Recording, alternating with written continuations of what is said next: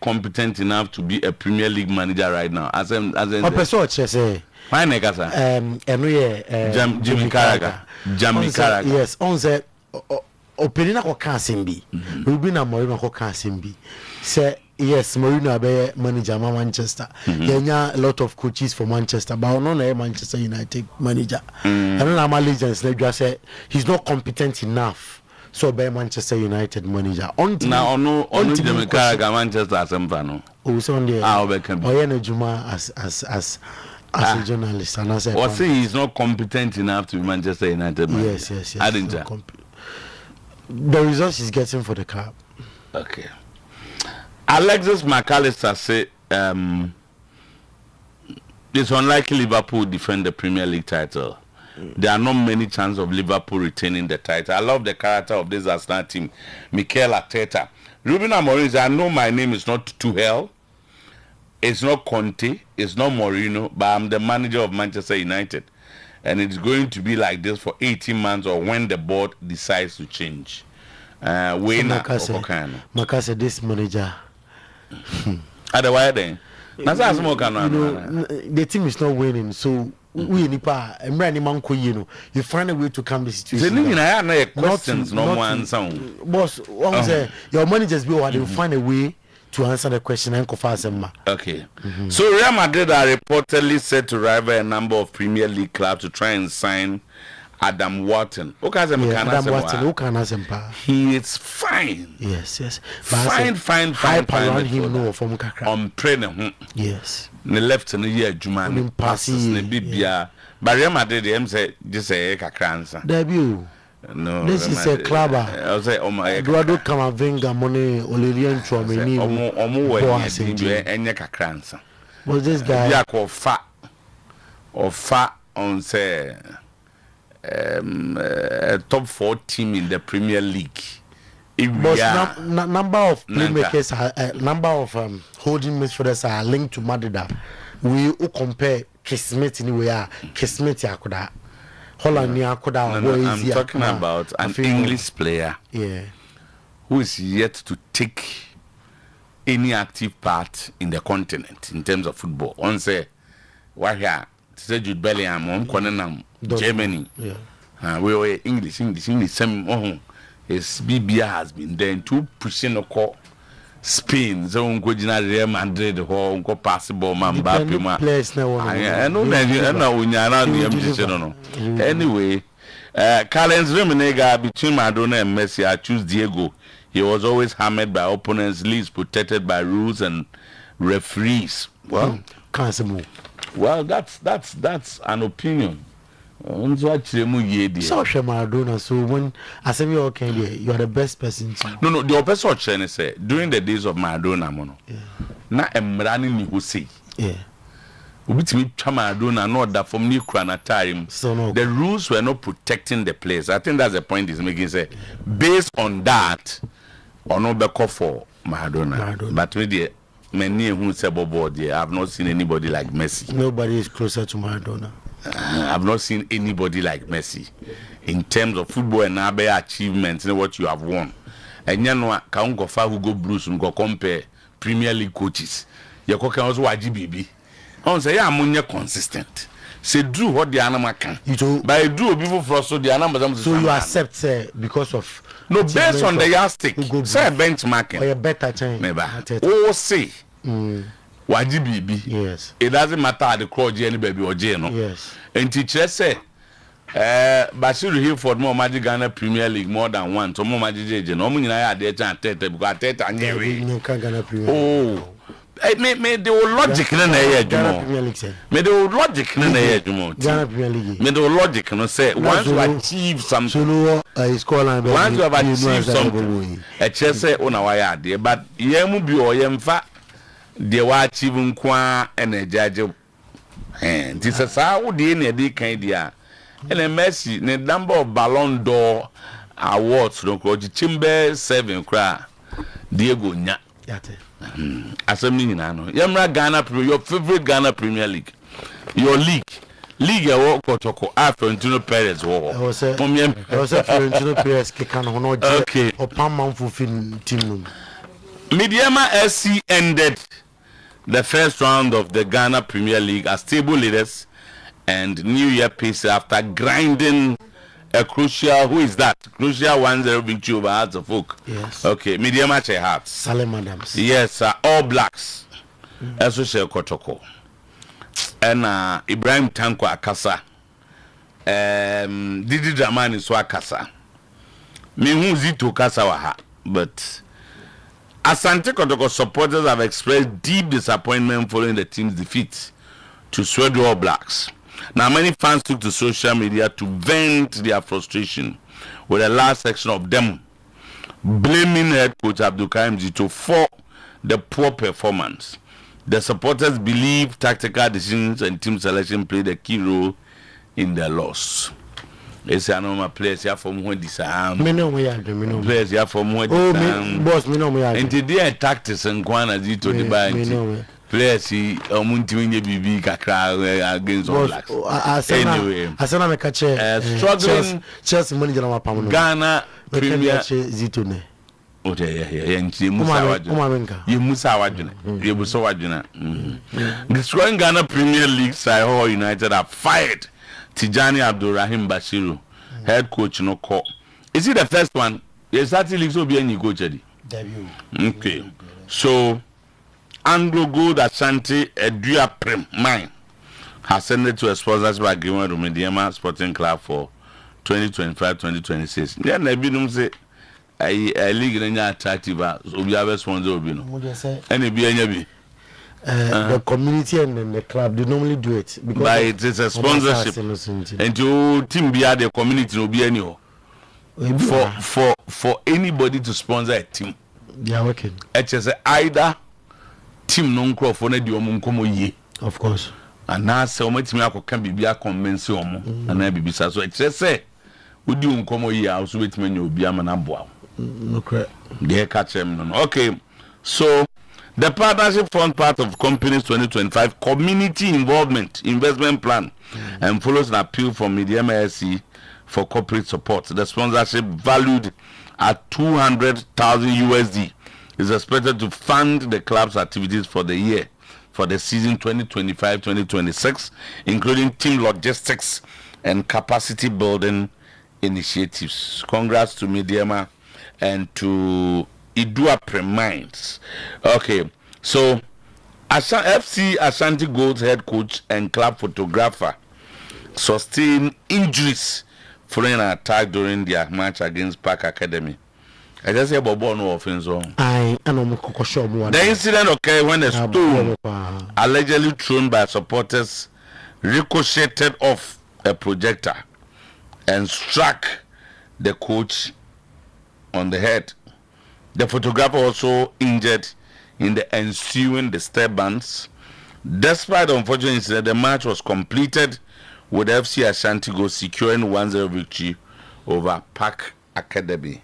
Congrats to FC Ashanti Gold and sorry to those who were injured. I'm sure they will be attended to. FC Ashanti Gold omo bomo dem papa.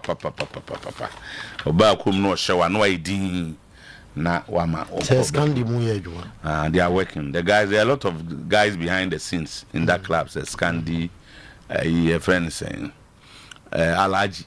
Alaji. And Sana make catch I'm going behind what you know. Okay. Beyond that, no. Alaji Mo your guy or child or high school. I give you the names. There are a lot of people working together. So Mediama that go starts at second, Kotoko at third, Diana at fourth. Sana tier, Omo Mary as see Omo way, 11 wonders, become Chelsea. Hey, what do one of the Chelsea? Are they? David, I can assure you, 100% free the home free. Mediama and all the other results here, bad details in the Baba. Sports lawyer or Kwama na yakwako he ene the members of Bekan na wanka kaze bi obeke kansem chief na boko there sina bibia fine asa for say somebody ye kakrakra ene mi sha branch bi wa se o se engofo nko na eboabo asna mom ko animu also obi boa en o se o se behwe na Chelsea be Tikalas minute na mas na ho ato kakra and Chelsea coaches no me Arsenal for I say ya man from one just coach Chelsea no Manchester new legend the boy academy coach o City Liam Rosina boy academy coach o they o can Strasbourg o me guy dey no ball nobody see him dey go agos legend ball na Adam they no boy na akwana ya koye donation ma yeah me who pictures so baby boys since omo dey na de ko nam si dey omo dey no be ban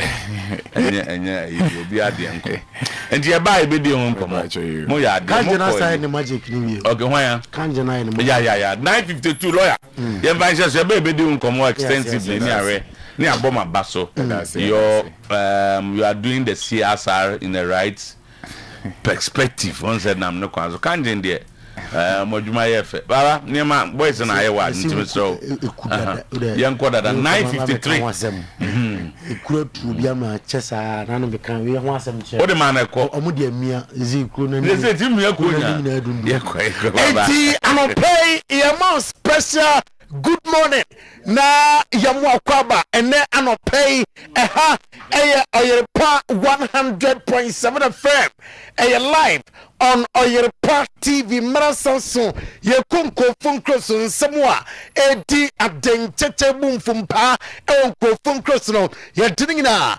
atonim ewo dwumade no so ensem no ye bechemu ye na wati ase sede se ene sede efata on Facebook eye Oyerepa Radio and I say Oyerepa TV Ghana Oyerepa Radio Oyerepa TV Ghana ejuma ko biadama high sense AC promo ko na ko GB essence high sense ye ama condition aya papa unya board dem wa abusiam ebetele kama wani bete ho wires na omodiaye no enwe na achi o omunim Ghana ya weather nti amahwa so ana amode aye wo air conditioner ko pebito ebonom el fempa 0302 5500 00302 5500 Kotobi amatete so pa eno ya high sense air condition wasem ena makacho anopay mama selse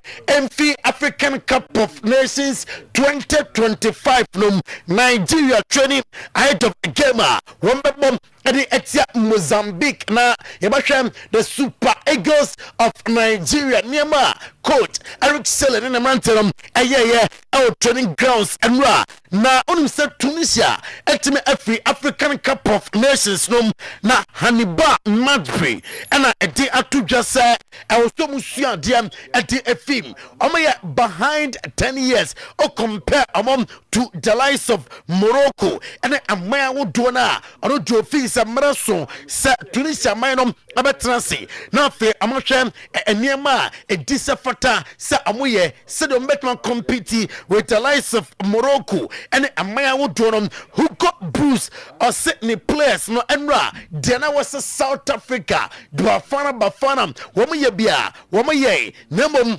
Niama antimi ankoye amfama wamom na Tanzania coach Miguel Gamondi ena edi atudwa se the Atlas Lions of Morocco kamia se amo pese amne trophy no emu amo Tanzania ene the Atlas Lions of Morocco ebo enra no womunya penalty officiating officials no vakra amanya madwen se amo kwakotwe va no Hugo Bruce after some ofi AFCON 2025 ewo Morocco no orinsempi ena etudwa ne date krat say to say before the AFCON what etudwa say owie AFCON na obeko for sabbatical leave kakra owie World Cup with South Africa obeko fie kakra na fe onye abusuanom akohwe bom ningina ochechemu Hugo Bruce after his exit from the AFCON. Yeah, what can I say? I think everyone is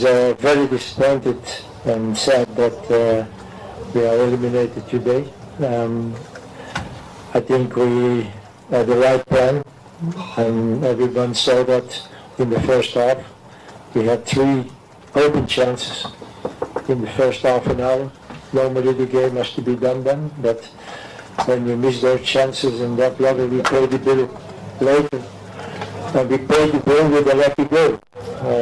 Bafana of South Africa, Captain Rowan Williams, and also and some to after that disappointing exit and woman Sakaya as a team. Yeah, obviously very disappointed. We had high expectations of ourselves coming into this tournament, but for some reason we haven't hit our peak. You know, we haven't played to the best of our abilities. We showed it in patches, in moments. You could see the team. We started so well, and you know, we created I think 2-3 clear-cut chances in the first 10 minutes, which obviously would have changed the game, but it wasn't to be. And I think it was around the 20th minute where one of their players. Now, the indomitable Lions of Cameroon, one coach David Pogu, and the Atubja Nukrenie, Nemranteno, Onista Biao team, Nanesta, Nessa, Debia Osiakaya, Obetime Awini Games, and Nesta, and what Nitimum, Carlos Baleba, and the Atubja said the secret behind the indomitable Lions of Cameroon success so far. Our Afconum, a coach Namotimba, Opo, and Nkoma, one any team, I said the beer, coach pushing say Carlos Baleba, and you can say we are content of the way I was so more at the Emma Club on Nina County, and I'm a babia, I'm a to I'm a team to Carlos Baleba and and a man of the match against South Africa and I'm a team 18 could him Brahim Diaz. I seen the first African Cup of Nations as a player near na Jamaica and he said easy cry. Are you happy? Say what about the first player for the Atlas Lions? 4 games, 4 goals, and what me asem na the Atlas Lions of Morocco. Yeah, can amasemi me from an pay the faultless Morocco, the Atlas Lions of Morocco. And what home soil no so there. I'm turning it into no go zone. Ningina and say 37 matches unbeaten at home in official competition. Abusiam 32 wins, 5 draws. And now the big game, big showdown between Morocco and the indomitable Lions of Cameroon in the next stage of the AFCON for Morocco. A very good game. Morocco and the indomitable Lions of Cameroon. Walid Regragui, or they are two just Morocco depended on Brahim Diaz. Nasa Amoje Afcona, no problem. Muhammad Abu Treka, and the atu just an pa. Sir Hugo Bruce, etime every Afconum. Na Dio Catcher Hugo Bruce, and say, Oesedo, Obia, about Morocco, Minabasom, wait, and Niama Amaye, and so to Morocco near Bobo, who is so etime atata pictures, and also more quality pictures infrastructure near that day. Bibi Koye, on Quandia was say, guessing a trabas move 45 minutes, and some po, and a quick training D, a mamma form, and in JC about Afcon, and Morocco and Yajapa, say Operinum, and Ka Afcon, who be Tom Sandfields, a coach Emma Mali. Now I say, or bet me at the Afconum. I see a choir of fast so qualified now on HSSA Afconum. I'm also to meet him. Emmanuel A. Na Rio Ferdinand and Sadio Manisai. Our Sadio Manifie na Nifie home town on Nansam Kitao. O share of Perino choir of fast training and Yama Sadio Mani Awa on it Rio Dinkomo Yintibi. You going to show me around? You are welcome. Let's go. I think I spend my all day here. What's down here? What? Recovery. Oh, recovery. Talking with my friends. There. You have children? 1 daughter. Oh, nice. You have 3, no? 5. 5? Oh, yeah. Nice. I would love to have 5 also. Oh, wow. Here is down usually. We have basement down. Oh, this is the real man's area, isn't it? Yeah. This is sick. Yeah. Oh, nice, man. Oh, look at the recovery stuff. Look. Yeah, I have Creo Sport. No, this is all the recovery. You have to get done. Don't forget all this. This is important. Game ready, Creo Sport. Wow. So you're training at home as well? Yeah. I train. Oh, touch. Oh, it looks a bit stiff. Yeah. Oh, indeed. Madia Jumana Oyana Huhiano. Or be on the field training. And no, and I be now TB and I play. Maminko Argentina. Fernando Muslera ede atudwa se ono de amai we and ofisam omo favorite se ombetimi age the World Cup or see Uruguay, Argentina and of Spain, Brazil amom eye amaya otipi omom se bakom ebetimi age 2026 FIFA World Cup yaba England na fe yedin komom ewo England mamesha sem mfi Arsenal so ya Martin Zubimendi na Zubizu no say as a boss Zubizu na mi huni se sia ne de kamia se nya riso se da Zubi no na mi huni o ya sesa no coach na sesa no e se otim se Zubi nie aha opia da dan on fifi wa na aha o se mfa teta coach ne Martin Zubimendi se Arsenal team no defender na manfo bomba so no untimi mo player ba ko pedin omo defend as a team and officer enom a secret Arsenal and be fight for trophy bia wom afi Declan Rice e dey atudwam sa senka Victor Jokeres any Arsenal and kababia Arsenal won prempre and community ho or see ghost no on say be bredia na so niema or the Emma Arsenal a lot adom ayan some Declan Rice at the atudwa Mikel Arteta or say nani day over the weekend and man and Bournemouth a boy at the character of the team. Are you happy about it? Yeah, very happy. We knew the difficulty of the match. It's a team that constantly is threatening you, is asking you questions. They are so good and attracting you, play the ball long to the right player with the right duel, the second ball, counter pressure. And to get out of that game is difficult. We made it even harder for ourselves in the manner that we conceded the first one. I am Mikel Arteta, Yemfi Arsenal, you think come on our Manchester City, Pep Guardiola, Eddie Atuja, our manager, boss player, Adiwe one time, I'll say now a lot of injuries. He's talking about missing Ruben Diaz, missing a lot of defenders, and factors are affecting the team. I'll say, Nanite. Our Manchester City said the amount for Soria, I Pep Guardiola no car, or to the Tuman Ebetuo, Pep no car, because Spain, or Sinanije, our team num na Rodrigo Cascante, and the Atudra na our sir, almost Chelsea, best me and Sam, and answer and I, homina chances are, na our sir, Omutime Eshe, was this up so Jilik, now in your substances, not about to go, about to sell Ligum, about me Aje, Jamie Carga, on Ruben Amorim, and I'll say Ruben Amorim, dear Oka, at the Achana Nipona, when Prenon to be questioning Paro. Now, Jobeka, at Ruben Amorim, Granisa, on one Dinsam Fata, Sir Obey Manager, I'm at Manchester United. Now, Demeti HM, sir, Director of Football, Jason Wokos, on name Ruben Amorim Maza, yes, in Tokwa Panyasam Katwa, yes, system now manager Abonum, Director of Football. Person sano or sementiasie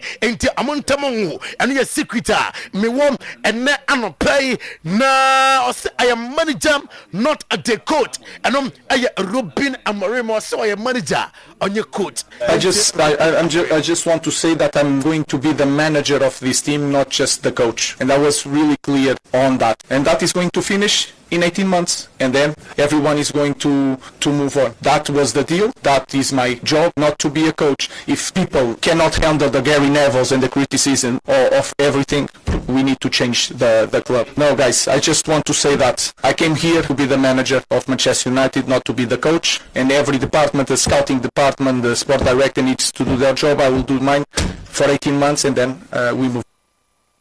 Manchester United ameko Liverpool and a slot ay trene ema Liverpool na ninsamne sa nukranie game na enra boy no against Fulham na our some few minutes na wafa 3 points no frisa nukranie lacking football enra and come ama Liverpool Alexis McAllister at the Atuja sen kanokre enfantcha Liverpool fans no abedin set 2025 2026 I'm making a different day. The English Premier League title share Arsenal for Bono Mobonum and City for Bona Amobonum and ordinary. And we are according to Mark Alexis Alistair and a slot or Chechemum. Why Hugo Ekitike? Aya absence. I went to me NCK over the weekend.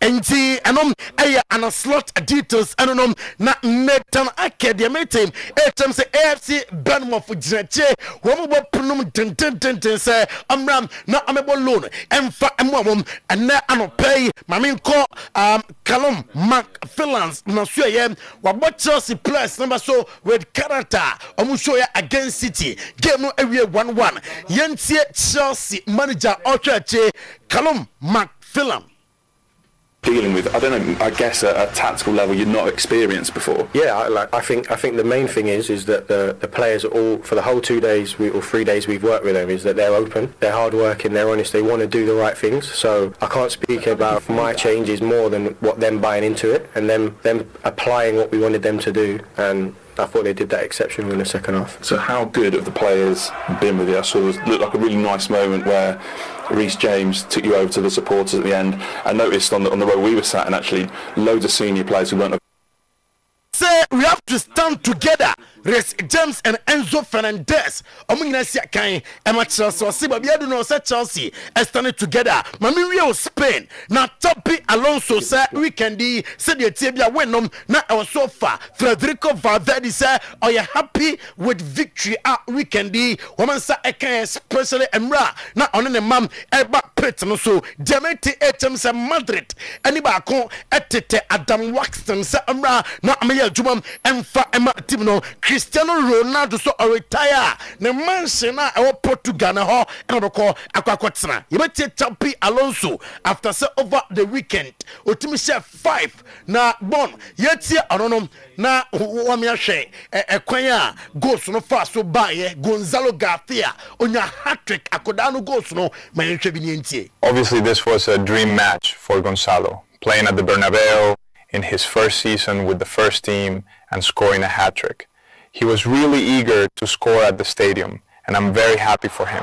For the daily work he puts in, whether he plays or not, he always shows an outstanding attitude.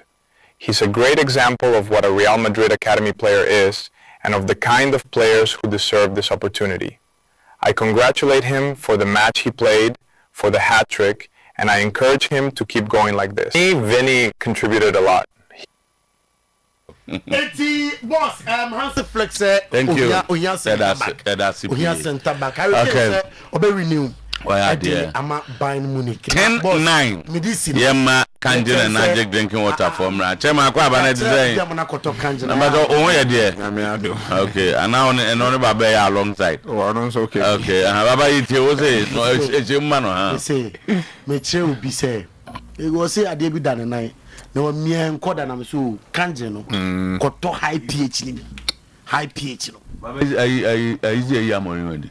Amorim.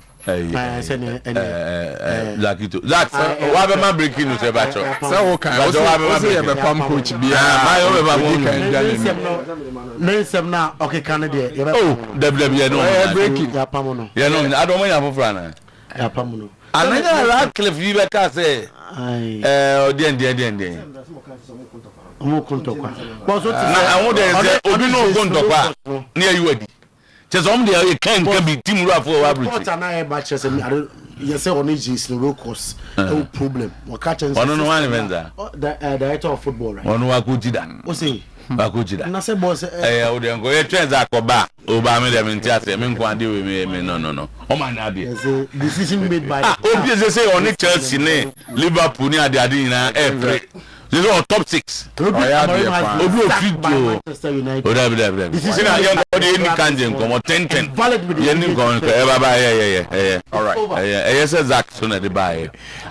We don't want to go for Mundo. Shika.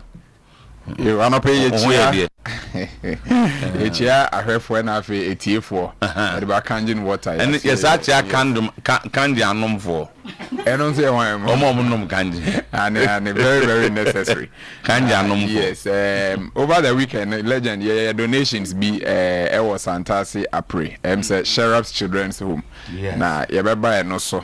I know your special group be a friend, Let's Love Lead. Let's Love Lead. Kanjin for Kahon. Let's love lead. Oh, okay. Foundation in Dana, no.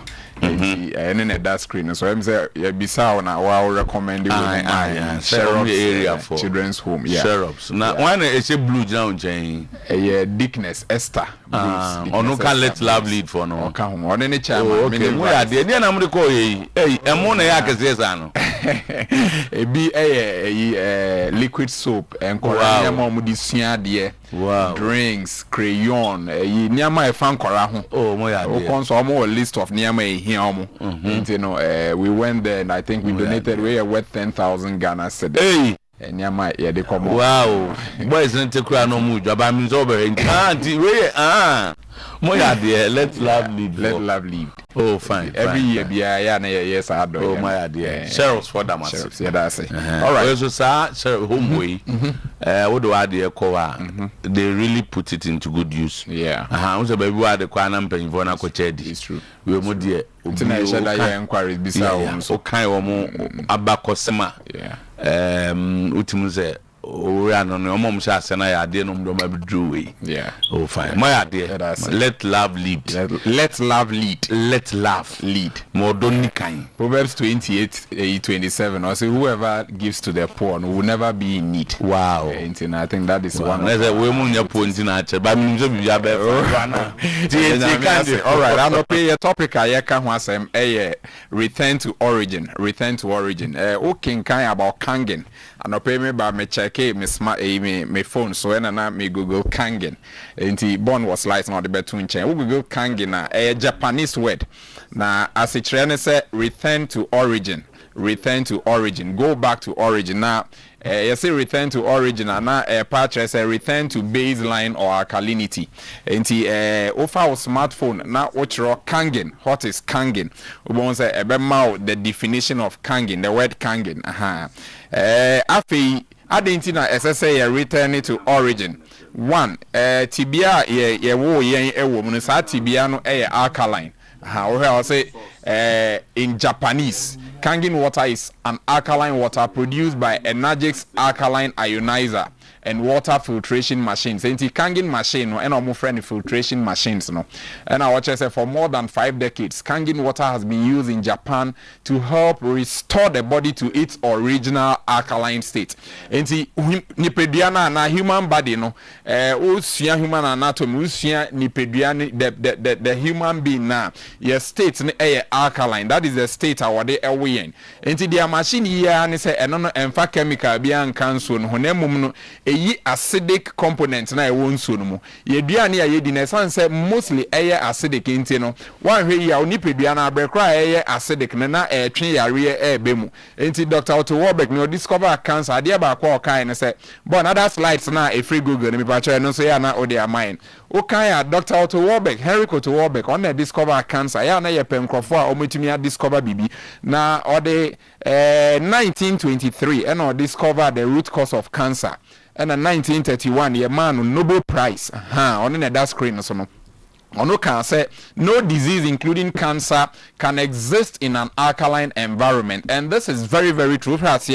Yeah, Dr. Henry Otuo-Acheampong, 1931, and onya sa Nobel Prize winner. Or say obi ewo cancer, say the system acidic, and then I watch say. Cancer grows in oxygen-deprived acidic tissue. Diseases cannot survive in an alkaline body. And as what was cancerous tissues are acidic, whereas healthy tissues are alkaline. The HNS say obi our cancer sometimes na obi cancer stage 1, stage 2, stage 3. To me detect say cancer or initial stages in a legend where the Americans so Kangen drew, but Kangen alkaline water and the Dr. Otuo-Acheampong was from also in 1923 and or discover the cause of cancer. People say cancer being all forms of cancer. Every form of cancer. Or say once you are introducing alkaline to the system, cell now lacking oxygen. Cell say deprive a cell 35% of its oxygen for 48 hours, and it may become cancerous. And cell now lacking oxygen. what the Kangen water, we introduce Kangen water into your system, and then so be a keke. I don't think I can say baha ebe test here demonstrating or it try any chesa in so a guma hoodwo. You are acidic water or you neutral water. I can say yen so enye neutral water crowd and paper base on our PA test anibi. Also, we testing one of the leading brands of water in Ghana recently, or testing and to set the way and first, no. And one way I do him so now on a neutral, but one test if you don't subject it to a tester, one way here, PA tester and then a was screen so for Kangen for and also a tumbi. Ebia one ye bina open electronic tester, oba studio ni bina crami, ye electronic tester, obora any water shop, big shops here, omutom water filtration machines, be electronic one, omo calibrate ma na the tune so ma pH I better also and then a so ni pepe. And two testing so na also say 2 a 5 a 5 sans so would in acidic.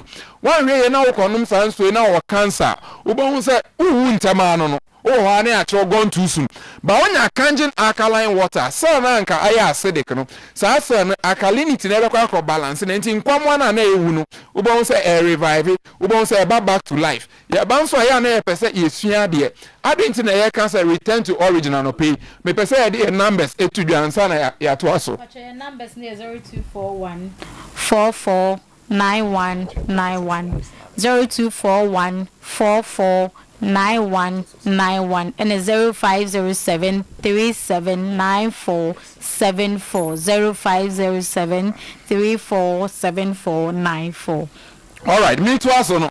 Enti slice ana ye kan wasem no. Ore about Kangen na or can say one of the points ana or you is say hydrogen rich. It is hydrogen rich. And you say water that is hydrogen rich has a high concentration of molecular hydrogen. A high about because a Kangen water no containing lots of molecular hydrogen. Over Google and our smartphone now Google molecular hydrogen. One of the lightest molecules, the lightest. Now I say penetrating everywhere.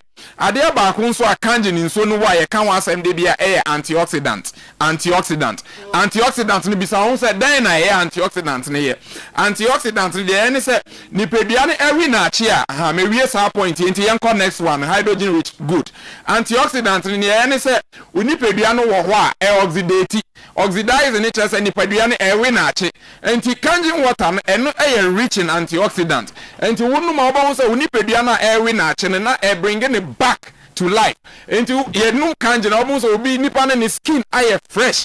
Ebi ayare bi ne wo nipa na say the idea na mean to me nye. Sa di kudi any obi sa yare ni maintain carbium because alkaline water na akwa yi acidity na free ho. Ama ni pedua na aba homeostasis. Yenko next point na e born. Also next point na or the mind alkaline there ya na pH level no say pH level ni greater than 7 na alkaline say lower than 7 na and the enya alkaline acidic and then the down enti bibi alkaline na ye de niama ahodo na check makasa every 7.1 kono alkaline and no betimi the pH tester check pH scale na wa se ho neutral deep green afa yento aso another point in so a ema ni say negative ORP yes say ade bi negative ORP ya baha enye kasa keke de bia ye ba ye de demonstration enye de bia nso na bia be demonstrate am hu sometimes ye person won so ye wa research we de cram ye friend ORP meter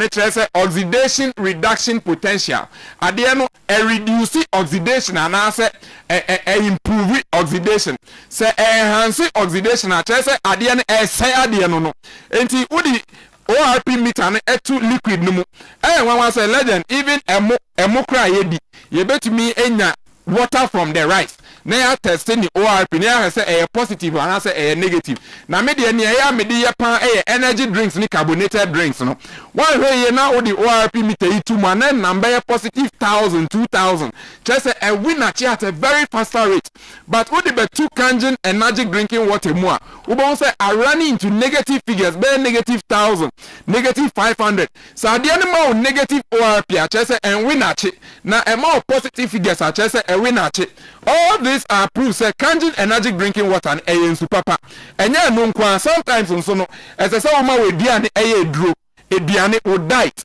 one way na wo di ediane bia keke one way na system no the more na acidic and then from my hume enye Oko area villages and those communities na grass ewo more na. Uba unsa enfamani ye different. Wana bronye yi omutu kwan echo village echo di bronya no. Omo beba ne legend no ma ye fresh. Adenti aduane a omudi ni ye fresh. But ni na so ye osika sem. Ubetimi akwa ko di village obeba ne na ebia wo kra wo so asate. Enti udi fresh vegetables, udi fresh fruits. Sani ama no eboa.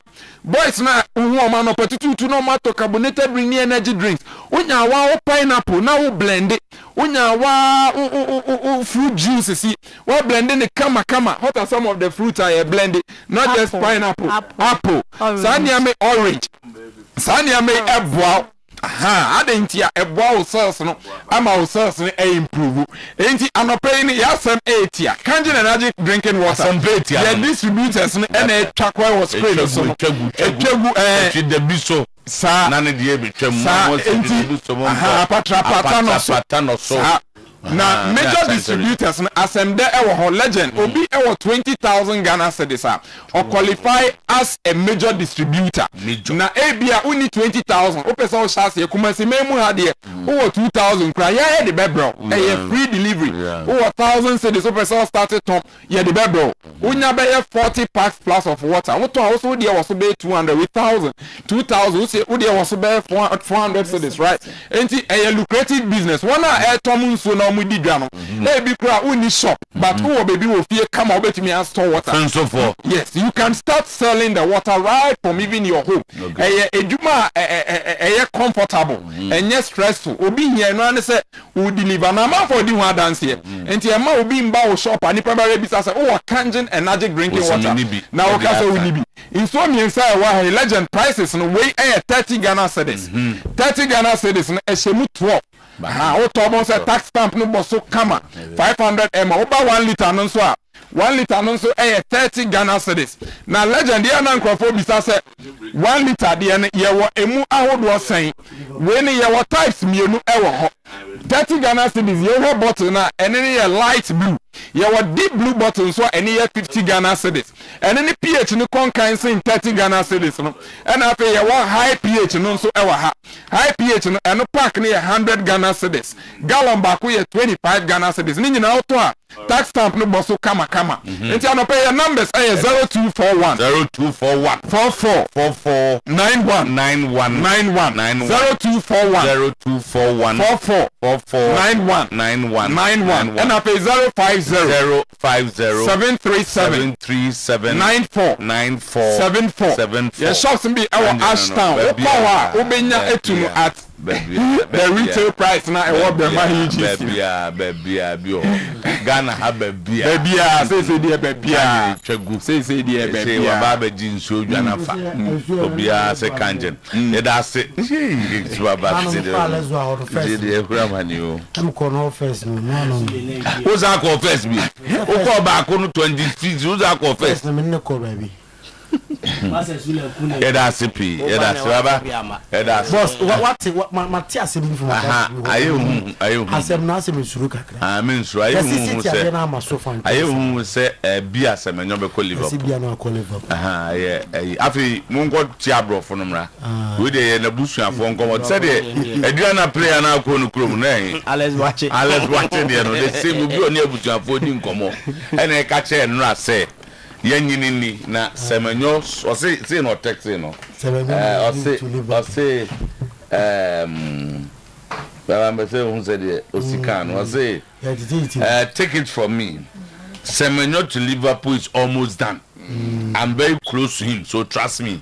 Okay, ne dia no baba e ba yet no office say the let's watch it there no. Okay, solo you go right boss 2026 Aposia yedi kiasiama enkai free anumu bae kama na yasenso aye fitane President Chako and President Herbal toothpaste President Chako no me wa chere flower na yentino ema yeseno aye fitana President Herbal toothpaste na boa ama enkai free anumu ba no aye kama na me cooling sensation Ghana Dental Association ajatum eseno ena aye kama President every smile matters Bosomchura Bank PLC say afi Yama Sika Sem Engineer Brani Bra savings account, current account, fixed deposit, Suzu savings, special account, joint account, and a kiddie account. Uyani ama loan.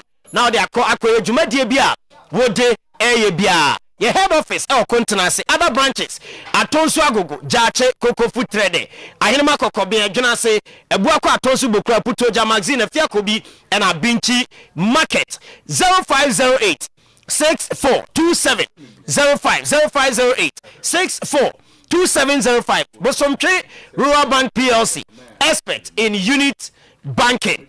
Amen Scientific Hospital and so the best alternative medical hospital in Africa, bra, stroke, fertility, and chronic diseases and infections. Yebeye ho adwuma ede ama oba ya so no na ojiatum ese ya de bia atena so acha enkono be kono na onso ya de ne ko stroke awo nsem ye ho adwuma yi eso ede ama ye Kumasi atwema tachima kwada so fo ase kwan so other branches for Ghana eye edu enwotwe 027700 1234 0277001234 any endi enkomo apomodin herbal clinic Dr. Sam eni yade ni nyina wono na eba abe ni ye ede amount yade a your friend glaucoma, eye pressure, cataract, eye syphilis, long and short sightedness oba ye be ho adwuma ede amount also gonorrhea candidiasis, waist pain goiter and also fabra Dr. Sam apomodin asweye ye Kumasi Sofoli soldier for kwan so any Assemblies of God asori no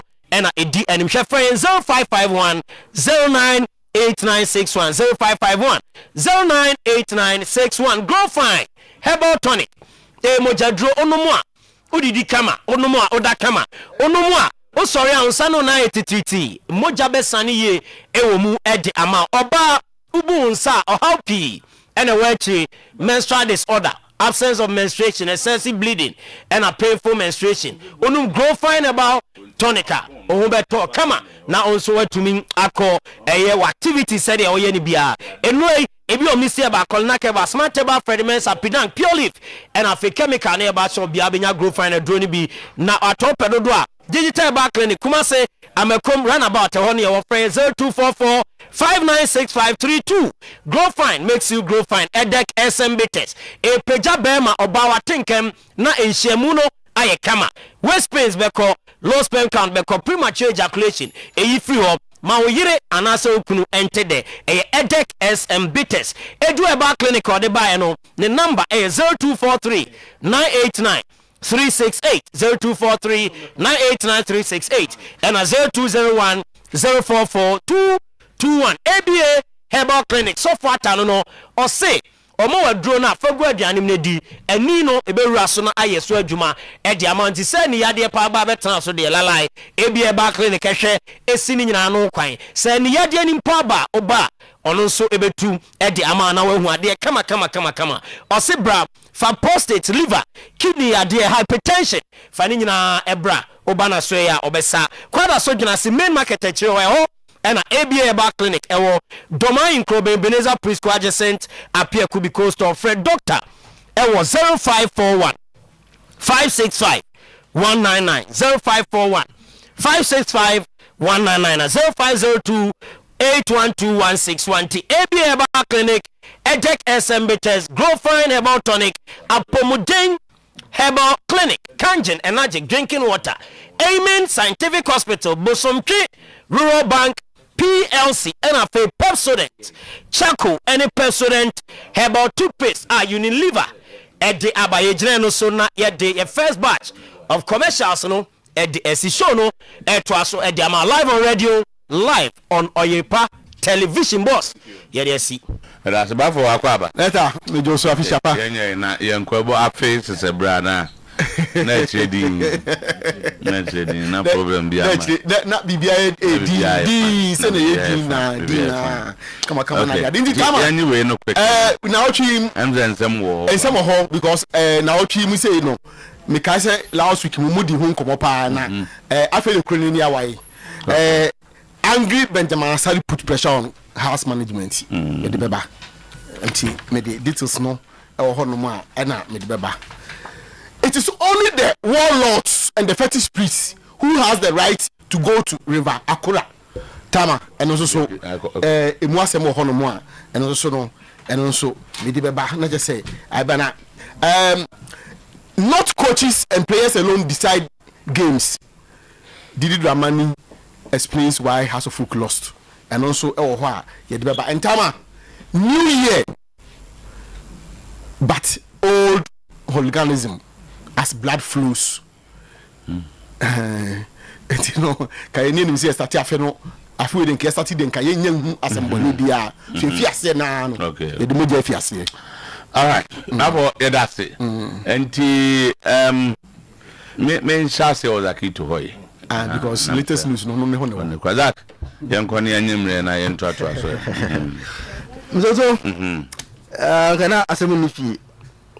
And just this morning, and the breaking news happened, said United have sacked Ruben Amorim after a lot of disagreement between Ono, the director of football, and there's this guy Vivel in charge of scouting recruits. Another young guy also in charge of he has been sacked, especially after the post-match interview or conducting and after the Manchester United and Leeds United game. So, I'm one of the people that believes if you limit Amorim's tenure, if you are judging him based on what he's doing this season, nobody can convince me he has performed poorly this season. But you see, you people generalize last season. We analyze him based on what he's doing this season, and so far, league table last season at this stage now men fan can't be. As at this stage last season, my fan of top 5 because last season United England the 5 teams and they call the champions of league table. Men fan what I'm count season like league table no 5. As at this stage United 22 points. No, 12 points. So league table bond to some in terms of baby and United da. Okay, in me, now United 23 points, and now they're not that 5th. Newcastle 35 points, 12 points. Until this is it. At week 20, now United is it 14 for 13 for the league low. And 12 points behind the 5th team. At least now all league table also.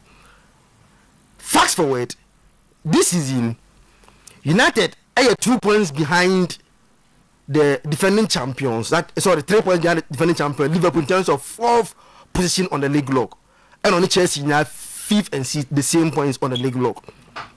Number 2, this table is what is by playing the last 3 games without 8 key starters in the team.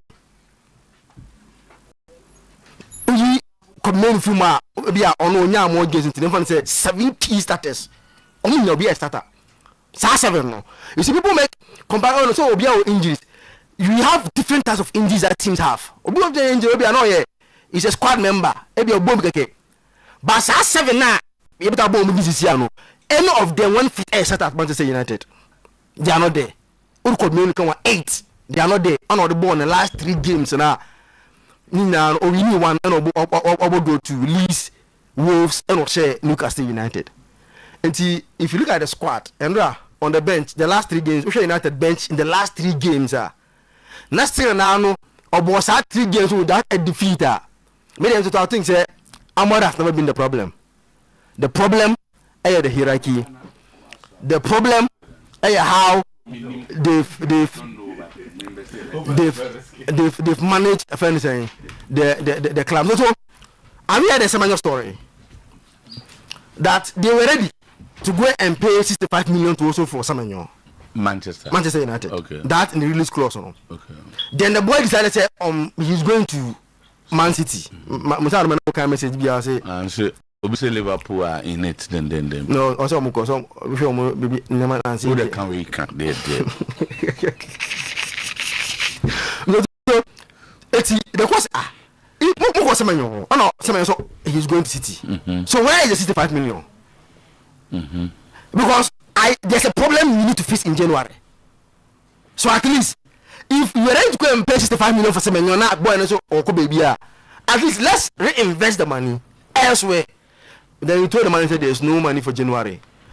I said, but you told me you were going for Semenyo this January, 65 million. So Semenyo so on ma. And no, that disagreement number. And one of those issues now a crop up because they on money I went to January the FADA. There's no signing in January, and he believes there is a problem that you have to fix. At least in January, I need one or one being put there to fix the problem because when 1 or 2 are out, at least they are limited. Then it brought all these issues about him. Now it comes back to also issue about control. So, who said with director of sports, then recruitment, the idea is that they take a lot of powers from you as a coach. Who they say you go and coach the team and go and play football matches. Which some of them things I know. At this age, I just don't have to be coaching. But there are a lot of things that I have to do to change the culture of the club because a lot of things are also United. They face a lot of entitlement and a lot of things are also United. Don't be saying a change. I'm sacked, but I don't think that he's a problem. So as Atieka said, you don't know the reason. I'm asking this question because of what Sir Jim Ratcliffe said recently. Say, or say, when he called him an outstanding young manager and expressing belief he will be there long term, intending to give him 3 years to build the team. And so I want to know what exactly happened. Others may know. You see, from Ratcliffe interview, if inside United, they believe there have been massive improvement in terms of United performance. Today, up far, most goals scored, they are competing with Arsenal and Man City. SG in terms of expected goals, they are competing with Arsenal and Man City. More shot, they are competing with Arsenal in terms of the top two who have more shot in the Premier League so far. Boss, I have Bakobopo, they have the most so far in the Premier League. All the attacking traits are in the team, they are seeing the improvement. The signs are there. The signs are there, which only need 1 or 2 signings, at least in the middle, to complement what they are doing. But the problem, I'm out with a Ratcliffe and let's on Jason Wilkos, sir, director of then, sir, you know, because he, I wouldn't believe, say, I like, let's do ABCD, which he also thinks, no, I'm in charge. Mr. Say, I'm a person, and to an interview and after the game now. See, we are director of football. That is your job. We are scatter your job. I'm also the head coach, the manager. And from the one there have been issues about recruitment because he believes that based on what United are doing today, there are only 3 points. You see, a team that virtually Obia, even United player believes that the worst team in United history recently. That was last season. Then from the West United team in history to a team that is having the same points with Chelsea, 3 points behind Liverpool, who many believe have one of the best squads in terms of personnel in the Premier League. At that stage, he thinks, I'm doing a very good job this season. The team is improving. So in January, at least Anyabiano, let's do 1 or 2 additions. Baby Ojine, Ateta is leading the Premier League. But he wants to still saying, if there's money, he wants to sign. City are signing. Liverpool are business. Then team now, baby, I'm free by how they are improving. No, if director of football catcher was say in January, you are not signing any player. Okay. Let us say you be a happy person. Now you want to continue with your last point. Let's wish him. Let's see who come at United and maybe I'll now when you sign I said almost say United are playing on Wednesday. Almost say assistant Fletcher will be in charge. And then the man never go.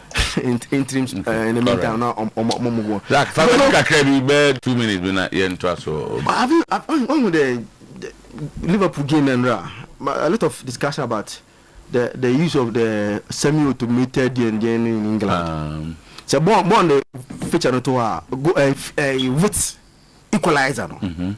He said the harmonized way, and he said in between them there was a maybe a penalty kick. So line no hold on. Clear only fit nine. No, the last Fulham defender nine. So how did semi-automated? It's before so yeah, my born you go. The original one but I think say slot to on your screen. Baby sent a baby penalty in. And I'm lucky for them. Who say some person we are no church lie no. It's a lie so that. You see clear vit nine as compared to the last Fulham defender nine. But we near to go Ediama Bobo for Liverpool. But things to Liverpool team no minimum the problem what the problem is. But for a defending champions and the players that they have and the season that slot is having no. I think he has to improve a lot of things and yes also based on how send the sack and everything, you know. When it starts going like this, no one is careful. Now so Kobe. Because in the last 2 games, we share Leeds United at home, quite a fast ball draw, and how he drew yesterday. I think so now I idea how you Arsenal so far they looks like say Arsenal on the especially with that resource now City Fulham and City sorry Chelsea because me say dey I want no bebe man sana ye we 2026 ma show me Robert Obed ne Jibo me nyade am to be dey Ethiopia so yen shem common asim free watch about say umie wa no ko pem so be Jibo ne no we say tea for boss say kopim so me be ka say we ne o de nye kirane umie wa no say United on Maria to yen chet for na ye mo bibia official pa on say ye ni Christmas ye ni but ye afini mu ruwa na afini abenti ye mo bi official pa na ni so when you age no pay so to ye ruwa fufu okay yeah nye ni penyi na enya ni see okay ya ba ne aba na dia seda manya bo she nyoma nu so ekeka to na start ebem okay yeah locally ni foreign na start ebem nti yeah say local make say ye police for be nya adwuma ye enche eno ma start nya adwuma no okay ti ye beba ho na on say ni pansa na obekasa na so hwe bibia wugina na hwetumi di wachi moto Ruben Amorim enra after the draw kokeke kan semoni ade no clearly Mr. Tu unjina baby yes on ko no ansem no kokeke kanu na I have 18 months left and I have win unjina baby he's not good enough to be making those comments so comment na Pep Guardiola mo na making those comments say if we are being honest Ruben Amorim should have been fired long time ago. He's a complete failure. F pa and your opinion. Baby or that league. Oh, Mr. Two. Now, Ruben Amorim leaves Manchester United as the worst permanent coach since the Premier League era for Manchester United. You fire United because you have be permanent. He's the worst. On I she pa because will be a son. Hey, on one. Was brutal. Now, the new slogan of let's have a project, let's build a project, and they keep Ruben Amorim till this time. Okay, back then, now the project was get us the resource, and yes, they say the new term, the 5-year cycle, Yama could be 5 years, non-function, and then the sustaining Ruben Amorim, not his performance. It was the belief that United wanted to build something, give themselves maybe 4 years, 3 years. Because recently, your Jordan Klopp, Liverpool decided some man a time to build. Eventually, you be their club and Liverpool be doing. You Mikel Arteta, Arsenal decided said they are giving him time to build. I'm to you baby I say Arsenal top of the Premier League, top in the Champions League. And it's hard I say administrators ni football owners ni be have say let's pick a coach. Let him grow with the team. But when you are growing with a team, you need to give us hope. The element of hope should not disappear from the project. An element of hope, no, your baby, say you start here who are from. If you are a coach near decide say, the amount of time for you to build a project, we must see you building players. See, and once I will build the players, there will be issues, there will be questions, and the results against certain teams, especially if it goes wrong, cannot be pardoned. Oto, menya shows when you have trash Manchester United recent matches, any scoreline or Muna. If Newcastle. Honorable who said you understand? Oh, Newcastle. No. Oh, said they won. They won that game. But we lose to Aston Villa. That's similar to what. Oh, Mr. Two. Aston Villa do what saying. That's similar. That's what you mean about draw. Why should you draw against Leeds United? Why should you lose to Everton? No, about 10 men. So if you want to talk about results, when you have a United, there were matches I thought that no matter how difficult things are for Manchester United, they should be sailing through. Draw with Wolves. You draw with Leeds United. You lose to Aston Villa. You draw with Bournemouth. 4-4 Bournemouth. You draw with West Ham. Now I draw lose to Everton. What draw with Nottingham Forest? No. Clubs will, no matter the challenges that you are going through, if you are just to say a more building projector, you cannot be dropping points against these clubs. Now, but 10 clubs here. Nottingham Forest. What draw with West Ham? What draw with Bournemouth? What lose to Everton? What about draw with Wolves? And what about draw with Leeds United? Look at these teams and the points that you dropped. In terms of performance, these are clubs you should not be dropping points against. So yes, you get to say we a project, but at least some teams when they start minimum 3. But if you lose to Everton, the resource is not the best. Forget about the position. Majority of the clubs this season in the Premier League are going through crisis. And one major advantage, how you'll be out to football, how United is not taking good use of it. The absence of European football. So that's you can't try on the AC Milan waiting. The absence of European football for a big club is a big privilege for you to break through. Especially your focus is just the league. So you cannot be dropping points against these clubs when you have a week to work on the team. Or the other 1 week now working on the team. When you tell us you are midweek, as a coach rotating the squad because of Champions League. When you Arsenal so rotate, when you City, when you Newcastle, when you even Hospers, you still rotating. Your own is you train a week for Bournemouth and you get a draw. You train a week for Wolves. You train a week for Leeds United and you get a draw. And you have the audacity to go to post-match and throw down to Acheampong the my bosses. When Omune consider because they want to build a project. Away from results, let's look at players' improvement. How many players can we sit back and say comfortably under Ruben Amorim is to with me as some life? Oh, United, I take you to the next level. Now let's look at department and fixing. As at now, I know what say. Manchester United fans are not convinced they have the good defense, despite the investment. Now, when you talk about club investment, now saying the answer, dear, na to say club investment here, dear, your Toma woo, dear, over 2 years, and I was said, dear, say, Ope Queen Bisusa Obesano. Let's go to Barcelona. Where head coach Hansi Flick. Signings Papa Ben Pana Barcelona, I am Hansi Flick. Let's take our time and ask ourselves that question.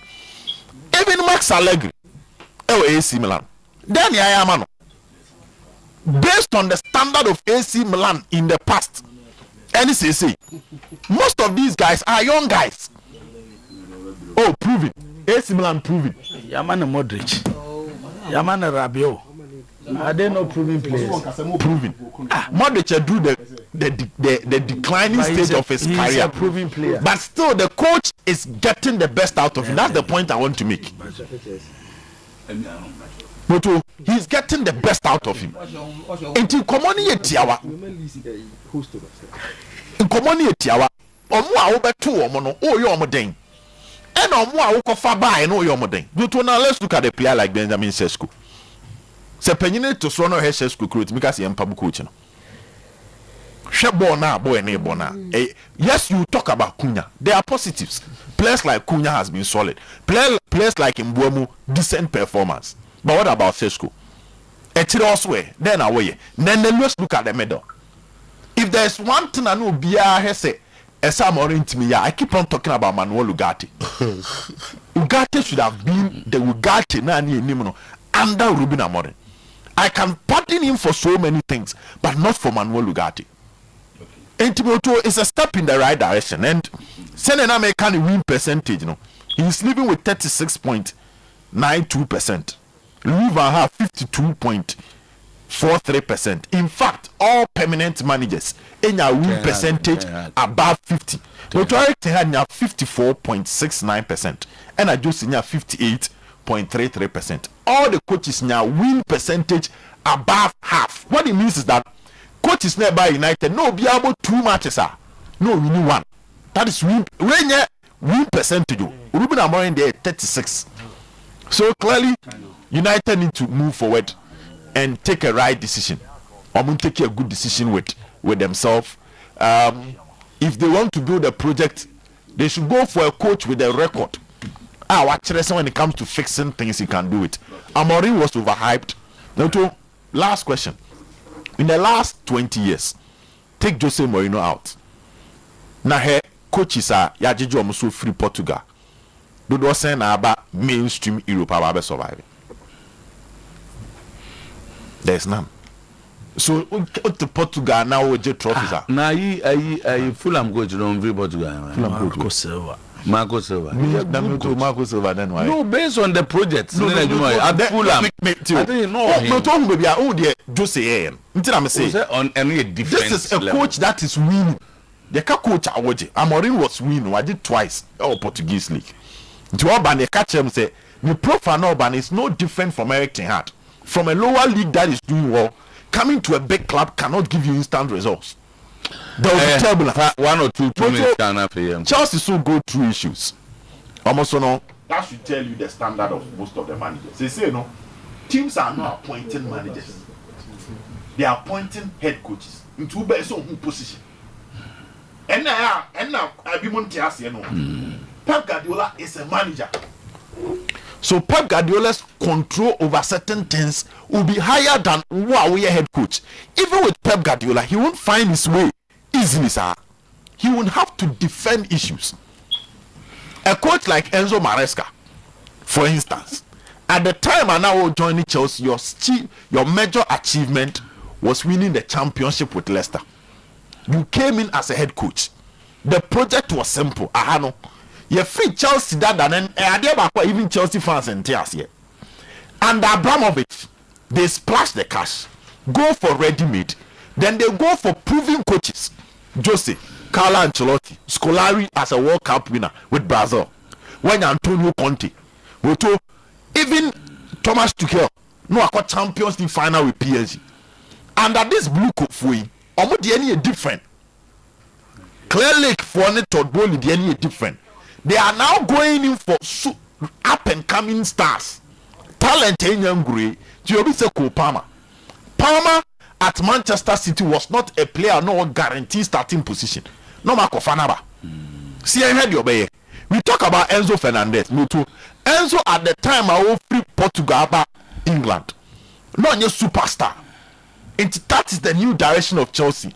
Leon Delap, no Marco Fanaba. Nicholas Jackson, no Marco Fanaba. So he said Chelsea ne free Abramovich enko fa kese. Aba team almost scout enko fa ketwambra. So Enzo Maresca as a coach needed to accept that. Based on baby what say no. Sir, ebi aminya midfield away ni akofa but he's not getting, he's going to get young and upcoming talent. I have so much respect for him. Okay. There is the news where he ignore 14 million to leave. Yes, he understands his value. When we do this baby, It's a trophy GNSOG. So if your target or the vision of the club in media, I'll leave. And that is what the Senka Morene here. Instead of going to the press conference, all right, to go and through fire at management. But that's yeah, Jibo. I was a Manchester supporters in a drop. Nana Bewamo. And Omo Debi say, na Manchester United injury list. Players on my prepare. Coach Ben a bit me sa squad we. Etimidia bibi mayenya de kakra bi but Manchester United against Everton or the end starting for okay, this is Manchester United lineup against Everton. Zagitoa Sani Lamens Yeni Euro Matthijs de Ligt, Luke Shaw as in the back three, Mazwari, Casemiro, Bruno Fernandes, Patrick Dogu, Brian Mbeumo, Amad Diallo, and Joshua Zexi. Everton United 1-0. Omo enya record and winning sa game no. Na Amad and Mbeumo enko Cup of Nation. Yentwaso. O Manchester and Crystal Palace ni bi. Once the Biazakito betina ha na game with the next year winning. If there is one game, anka first half in the Premier League this season, and can see it me should be 6-0 and Manchester and Crystal Palace. First half, Crystal Palace were just wasteful. Back to the argument, say, teams are more Europe, no, and no more Europe. So, more Europe, our more advantage than teams are more Europe. In the second half, Crystal Palace were tied, and a United winning game, no. By ENT, credit for United because they took advantage of Crystal Palace or more weakness and a winning game, no. Manchester United will Old Trafford against West Ham. Lineup. Not to because of time, it had that Amad Diallo Mbeumo in the lineup. No more Cup of Nation. Ntomo Bobi. You real game no. Now West Ham asha 1. Now Manchester asha 1. 1 no the real game no. Manchester United against Bournemouth. It was the same Old Trafford. So to na game no Amad. Na game no Mbeumo. Omo ball 4-4. Ansana Aston Villa de na beto aso no mo ho, Newcastle no mo ni ho, Wolves no mo ni ho. Nti the excuse are mo de ba say players Cup of Nation MM. It wasn't like they were doing something exceptional. And United winning games. Ansana mo Cup of Nation no. To be anya search ni na odi no.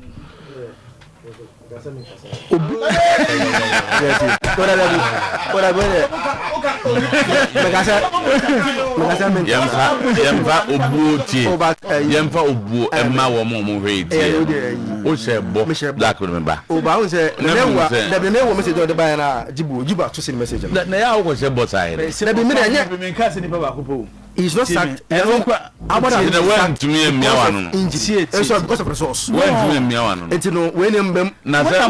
he has been sacked because he called out for you cannot take the result out because of signing. You cannot take it. Then a man call it out. It's because resources not coming. Because one players. Who's improved the squad? So it means results. Results now. And say ubasa baby man na wajai. Ena so edi aba be drew enu akwasi a Manchester United ne lease e ball 1-1. Enti sa asem ne say ena players Cup of Nation enti eno nka ho bi ne ho ahwan no. Emfa ha ena nso ha. Zutu Ruben Amorim here can asem. Obere no kwaso about 47 Premier League games. Yeah. From the 47 Premier League games no, we win 15. We draw 13. We lose 19.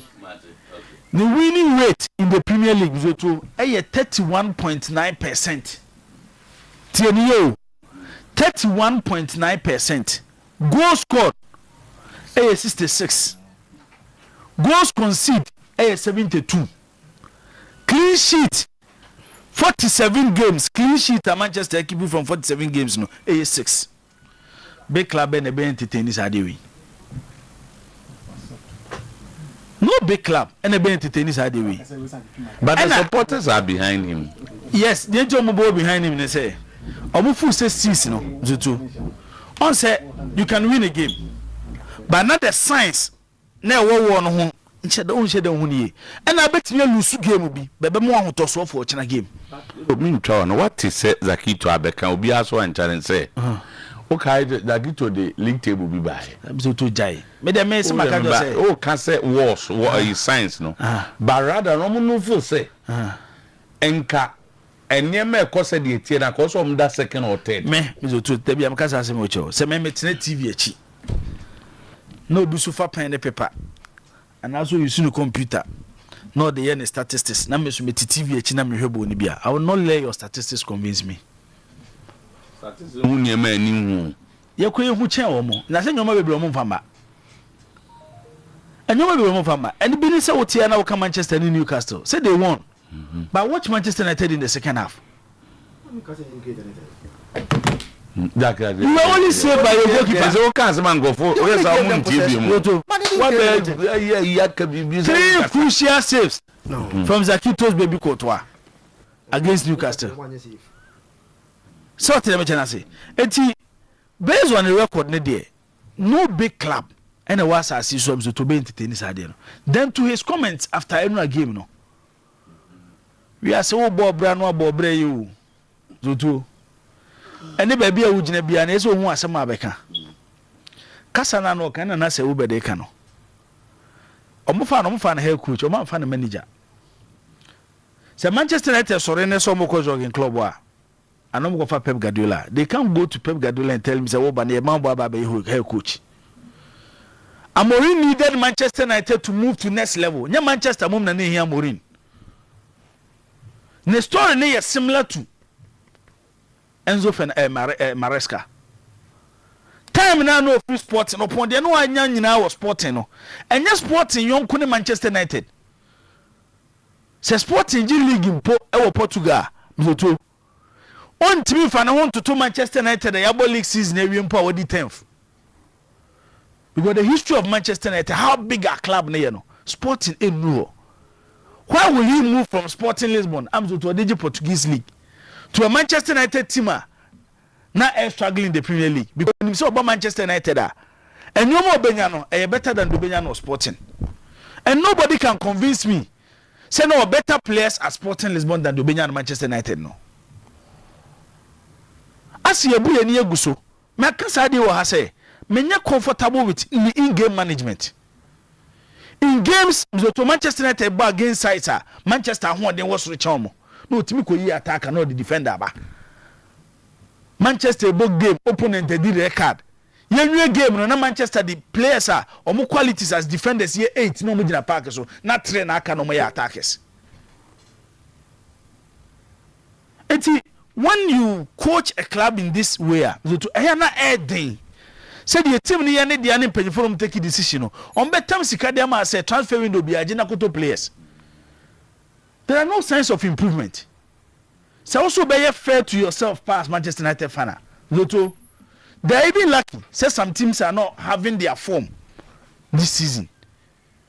Manchester team in ebo omuboy no kwepe woman said they shouldn't even be part of the top 6. An opportunity do manya bi because Manchester United are not playing in Europe.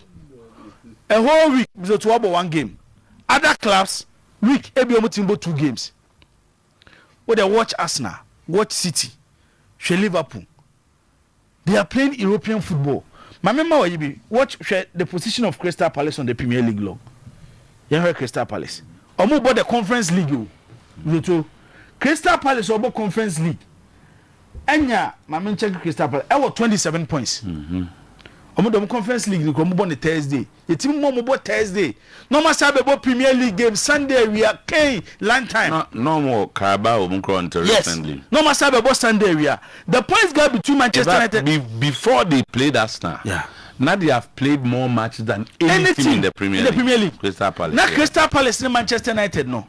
Looking at their squad size, the amount of money being spent on the transfer market, the points gap between Manchester United and the Crystal Palace. A4. Now Crystal Palace, you know, coach, you know the man you man I wouldn't me. Okay. Coach, what the man you man? Onyame coaching team. Onyame. But adwuma no so oye no Crystal Palace bi Amorim so ntimi nye. Say na Amorim ye bi o come on baby. Ebi so ntimi nye. Mzoto. Ye nyi no sinchen. One thing Zakito you are refusing to accept and say. Chelsea was sacking the coach. And no crowd they should rate because Enzo Maresca no. Mzoto na the winning rate since Chelsea appointed him was around 61.7%. Don't forget, sir, he had won the Conference League, World Club World Cup on the Kwaji. Eshe the Champions League winner, PSG. It is from baby and no move free by the baby Modun. On the court, the committee excuse no. By the actions, and I tell because Enzo Maresca Chelsea fan no nyobia. And as our trophies in so if not Chelsea, I won't mean you Leicester City.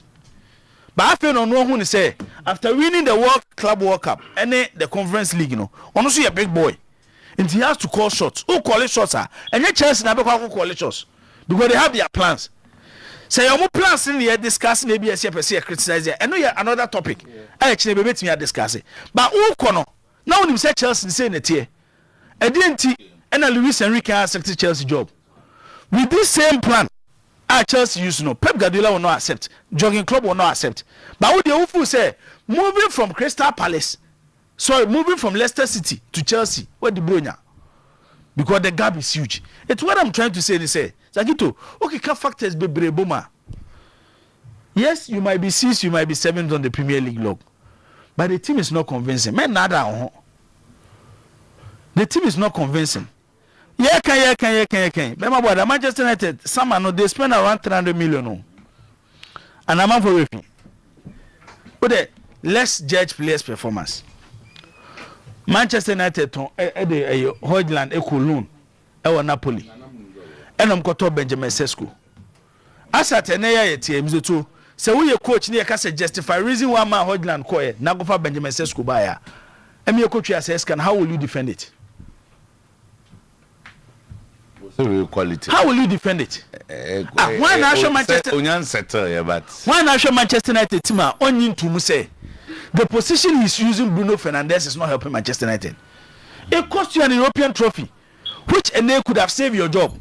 Ufu Samorin Europa League now, and all this Caesar could be criticizing. Can Manchester United will be playing in Europe, possibly Champions League, because winning the Europa League gives you automatic qualification into the Champions League. Eti media ni say Zakito idea we. Oh, Zakito, ebre nyina nse o bo publicly. O se bo publicly. What now one say to you. Typical example here. You have to be say Mas Allegri. When you have big coaches, I'm to my successful in their career. No more demanding for Bibiana than say clubs better on my way. And they may sure say yes, ABA some few months to win the Premier League. But Manchester United next season, if their target, their goal is to qualify for Champions League or win the Premier League, they will not go for the Amorim type of coaches again. They will not go for the Amorim type of coaches. I'm going to go for proving winners. Because no the Oba, Amorim proving. Amorim proving winner. He's a proven winner. Proven winner. And then you know how you can say between Amorim and Enzo Maresca. Maresca is a proven winner than Amorim. And I win him. Maresca is a proven winner than Amorim. So also person club achieve one the international platform winning intercontinental cups between Amorim and Enzo Maresca. One abefano. And we a candidate for Manchester United job no. Maya. Enzo Maresca. What's that? And then you are Maresca with my. None know to me. I'm the one know to me. Manchester United they will trust because the same issues no officer when you're Chelsea. Yes, but Orban based on what he has achieved and no matter why you're Chelsea no. Manchester be trusting him more when it comes to spending than Amorim because Chelsea players no to unhure kura no hwe de waye Kopama ude unhure kura no hwe de waye Kopama enche bia na Chelsea ayi football classic Kopama no Ballon d'Or ne wan waye manemremo na se Amorim so aye Ahmad Ahmad Jallow. Ahmad was Manchester United's most influential player last season. Only what he did. Move Ahmad from area now or you go threat to opposition. Namizo to and yet ya Cameroon asem. What they do Ten Hag, they be Ten Hag asem. Onye Ten Hag asem ya Cameroon. Last year no, obi o Manchester United team be who the influence of Ahmad. Yeah, but this year no. And no shifty Ahmad as a left wing back. Sorry, a right wing back. And our day in Bomo Abedjinanim. And I keep on saying this. Me striker me tell you. You can never convince me. Say at that position in Bomo or better than Ahmad. Won't you convince me that? And that was the reason why I'm not against Bomo signing, because the growth of Ahmad from last season baby Okono. And then I said Bomo Bellemetin. These are some of the decisions that what take is affecting Manchester United. But sometimes football fans, you know being a short back, you know about Toneta or see a way. In Bomo and any time. Who the Cup of Nations on Mobile Cup of Nations on Mobile. Cup of Nations on Mobile. Watch Ahmad and watching Bomo. One best player. Yeah, more match. Me the Hammy a bona watching. A bona watching. A bona watching. What them to say? What the old watch a bull? On the machine. One says Sikano Mizoto. Says Sikana must spend one in Bomono. Says Kamusueno in Bomono. And then will criticize. Come over to you, says can to strengthen your midfield. Meboa. Sa 75 million no mo de go to Mbomo from Brentford no. Na community versus can go to midfield na be problem mo Manchester United no. All right, you. Mate. Yenyina. Based on what we are all saying, he came who also over. Like to kasa na kasa nyame ha me. E boss said you would said there. Who Manchester for now? Almost say decisions at Manchester United are collective. Yeah. Almost say But say kasa you coach. Almost say it doesn't mean that decisions at Manchester United are collective. You are part. You don't have the finance. You don't have the finance, but you are part of it. Oh, but they cannot buy you a player you don't need. That's how you mean. No, you are part of the discussion. But previously, the other example was that coach Nekasi say final. Now they are saying that it's not the final again. I don't know. No, so I'm pegana. One day, sa system of Oyerepa. Sa then scout the director of football, they have power in. But you are consulted based on what they want to do with the team. You are consulted. No, say, they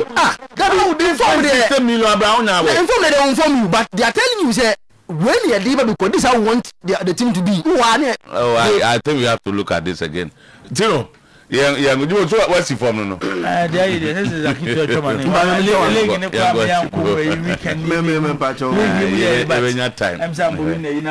we're breaking news. There's almost a Darren Fletcher. That's a problem.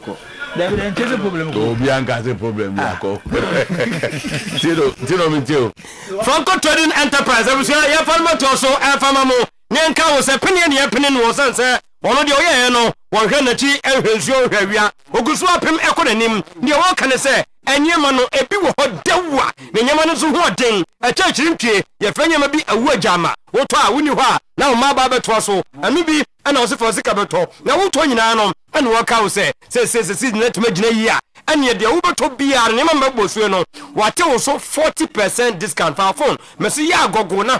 So be there's a 40. What is super? But phone as well the Tompo. Wow, open Nokia phone, Samsung iPhone, Smart TV, a 32, 200-inch, more check freezers, more washing machine, microwave, blenders, generator, CCTV camera, no, and need the hopper, no matter baby a conformable furniture, for him, massa, a backup chance to see a second and 2 gram, now at the hall, and on a maker will say, and Crabber to say, Kumasi, doom, who by Jabba Jewelry and Yabako Honomo, Yawa challenge Bishop Bako Swo, a doom old Malcolm, and Nako for clinic, on Yano, Yadika Catcher will say, bro. Na entity so 40% and a franco ate edia free so number NE 0245 316969 0245 316969 o frepe ye bedo so na afi yetimi ahwew afi atwa mu ohenre akoso do ya ekum nkofo ye de ma ne koye afi nso wa sha ase ye oguso epem ko ye mfa hepatitis emfo momodem enhye ho afi ye bebo dwuma gadindim gadam eno ntimo hepatitis yade no hono mpa momode no kona so ye fatty liver ye hwe ema obrebo no ho nka prostate ulcer fibroid kidney stone SK ni nyina no ye de maw ebomode no kopa girikagiri haba master and capsules eno de baka to say mema nko na num sa do no ebo dwuma papa eno ntimo modem na kopa bi na bibia entumi enkoyie emfa emaw enkrabatari mi ensa nyina no asemdei twagu ewo ho 0244 544422 0244 544422 na chese when your power specialist herbal hospital amika wo se Philomok eyes na no me catch bon ye na no me catch nei Mr. Don se Philomok credit no kwasam se Mr. Matthew Kofi adunya mfina ye no memenda ye no a ene de koye ewo news so me outfit park no so no mo a eno na maka che Mr. Don se bo modern na se de nkofo ba no nkogu nkofo ni mase Philomok so de obi wa yi ase na ma ne bi gu no bo pe na chese chire din eno ntimadi ka cho se enei me catch of Adom wheat ye wonya vanilla to apple anasa strawberry boy kwa no de den se wonya out bi comfort bi garosokins bi ana whiskey bi a fire so mu fa gum bon se ayew de emfe bi a wonya witime nom ye koda a chen ma na nkura ye kope bon so mu kyerka so obi a pe bi sansa no na bonyan ye di edi ye Flotimo was a friend 0599 990097 0207 939 968 Nuanya Philomok etumi amanyama etumi akoyie yetieniye eye love groups of company wasimi nkao sabonya no yakọ ediaba edania nkofo gusu organize programs we ye man momra ye neska kakra mo maje nkoye jollof my fried rice my ania wo mbeye awiye no obi ani ebeye moka enu nti bomodem na fa aduane wo nsam nyina no koja uptown foods na aduane ede papa ni nyina no ene so ye aduane mawa utumu say yes ne nsa no bo mo chicken noodles wo bomodem na nya bia 160 Ghana ne yati su promo ninti 55 Ghana assorted fried rice no nke 210 ene for 99.3 Mamuya assorted jollof no nke 210 99 Ghana toasted chicken boy yadi nyama shem de kritero kabeton 108 ene 75 Ghana yadi cocktail ni mocktail ababeka outtown foods no ho yewe ya nyamosa yadi fufuo opede posim opepeche de America kra ni nyina na konya eda ho mo so mo pe banku ni wache ni nyina no outtown foods e biadi ye kokoma se Rachel Flint na bepo JP Flint bomb so de off Ahensel Road crop from Yabensika FM mo amu ademra no petroleum filling station tana so de apatrapa junction hono mo ho ene ye wona ganso okoho a hono so your opposite of Ferrucon police station Kenya say Garden City University ni nyine 0596 922 066 0596 922 066 Roger Uptown Foods amwa servo bi anepa amaye bibia no etimi akoyie abusuei tieniye bogas no still yedi bonya no wiere munya nkoi mumfa konya so mummodan so ansa na makọ wugya hode se nipa bi nso a obaye yemfa oboa okwa kotono de bi atoso wo haya bodan so ni nyina no ene se Rosters Roofing na dwuma panti wo se sidi no apeke dollar ni gina de gina eno ntibra na ba ndwan faso ni bi wo tenchensi bi a oboto no wo te so 25% eno ntibomodem na bra na so ye uhia aluminium product anase chance no a yatu ne din alozinc no abusuan chance ne papa ensonsuo ensowia wo de boss obi abeba mfie petepepe na chance ne wo hono na enye hoya asem de nyina no was nationwide do here number no Rosters Roofing was a friend no 0501 453-869 0501 453-869 0544 338-042 na nyama etimi akoye ede amano police ni na ye aduro no watu ne din sharp imbus tie ni ye nimdi for me hu atiase se nipa da seni bia no ense so ma sister no eye mre bebre a de bia ya de bia danfo no wotwam no attest wa hwe na ho mre no aka ho no mo nti ade we ene how e chiro na we how de bia no protect your system anu nti wadru abanom no sharp imbus na boost to immune system no de bia nkofo busa secret ni yan sanso hu odin chechiri ntwie ni nyina no ene se e post ni adro ene secret obia etime enom ni nyina se ma no for ene wonti nom na nkra won fie no mu mfincha dumienu na entime no yene aka nyina no yem boost your system no we are diabetic akopebi enom ulcer cancer hypertension UTI candidiasis body pain menstrual problem loss of appetite why you stress why you govern nyama mfa why you disconjoy bomodem kope post ni adro sharp imbus tuminom na hodene mbra na koto adwuma so bra yedi bonyan etuma wie 0261 388 149 monso met my friends 0246 20 84 96 numbers imi enu nyina no ye de kire kwan eko shopping moves eko to de pani bi eba ebeton tie ni ye eye cow choco toothpaste Samara company and I discovered the amayen ya boy and papa if you be our combiano obenya care ewom ya ne aka ye ho kakra se enche kra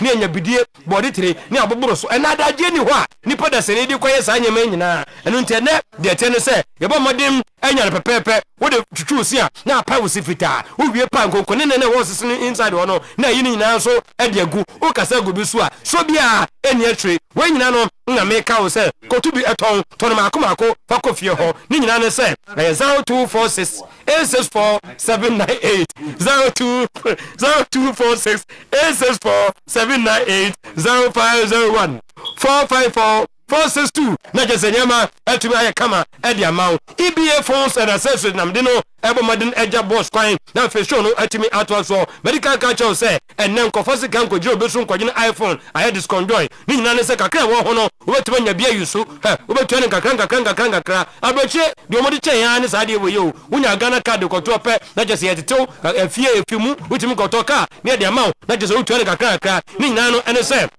momu ya iPhone esa no wotua 800 Ghana ye bo mode phone show nsam ene na de aka no why ne kakra wuhia iPhone 13 wotua 1800 Ghana de phone be mawo ne ye na de kofie de aka no payment plan no ebia osome de na wotwa na abosome na motemi a eboboa me ni nyina no ye no be ye wuhia collateral na se guarantee bia wodu achi ye ba kuma se adum ajekum bedel woni mikado no na hwe ni mu nka de ye sak inside American mall sak wana no or block A shop 21 na sak TikTok lane adjacent modern photos tieni 0200 689-170 0200 689-175 numbers imienu and ye de ko EBA phones and accessories ekoje iPhone papa and accessories manyema etim ko ye emaye ye fanya pause player na show no entwaso okay mame ko aso babu nsum ho sisi na eho na open national ejina ho tinoba ya we do chance when say no open national any nua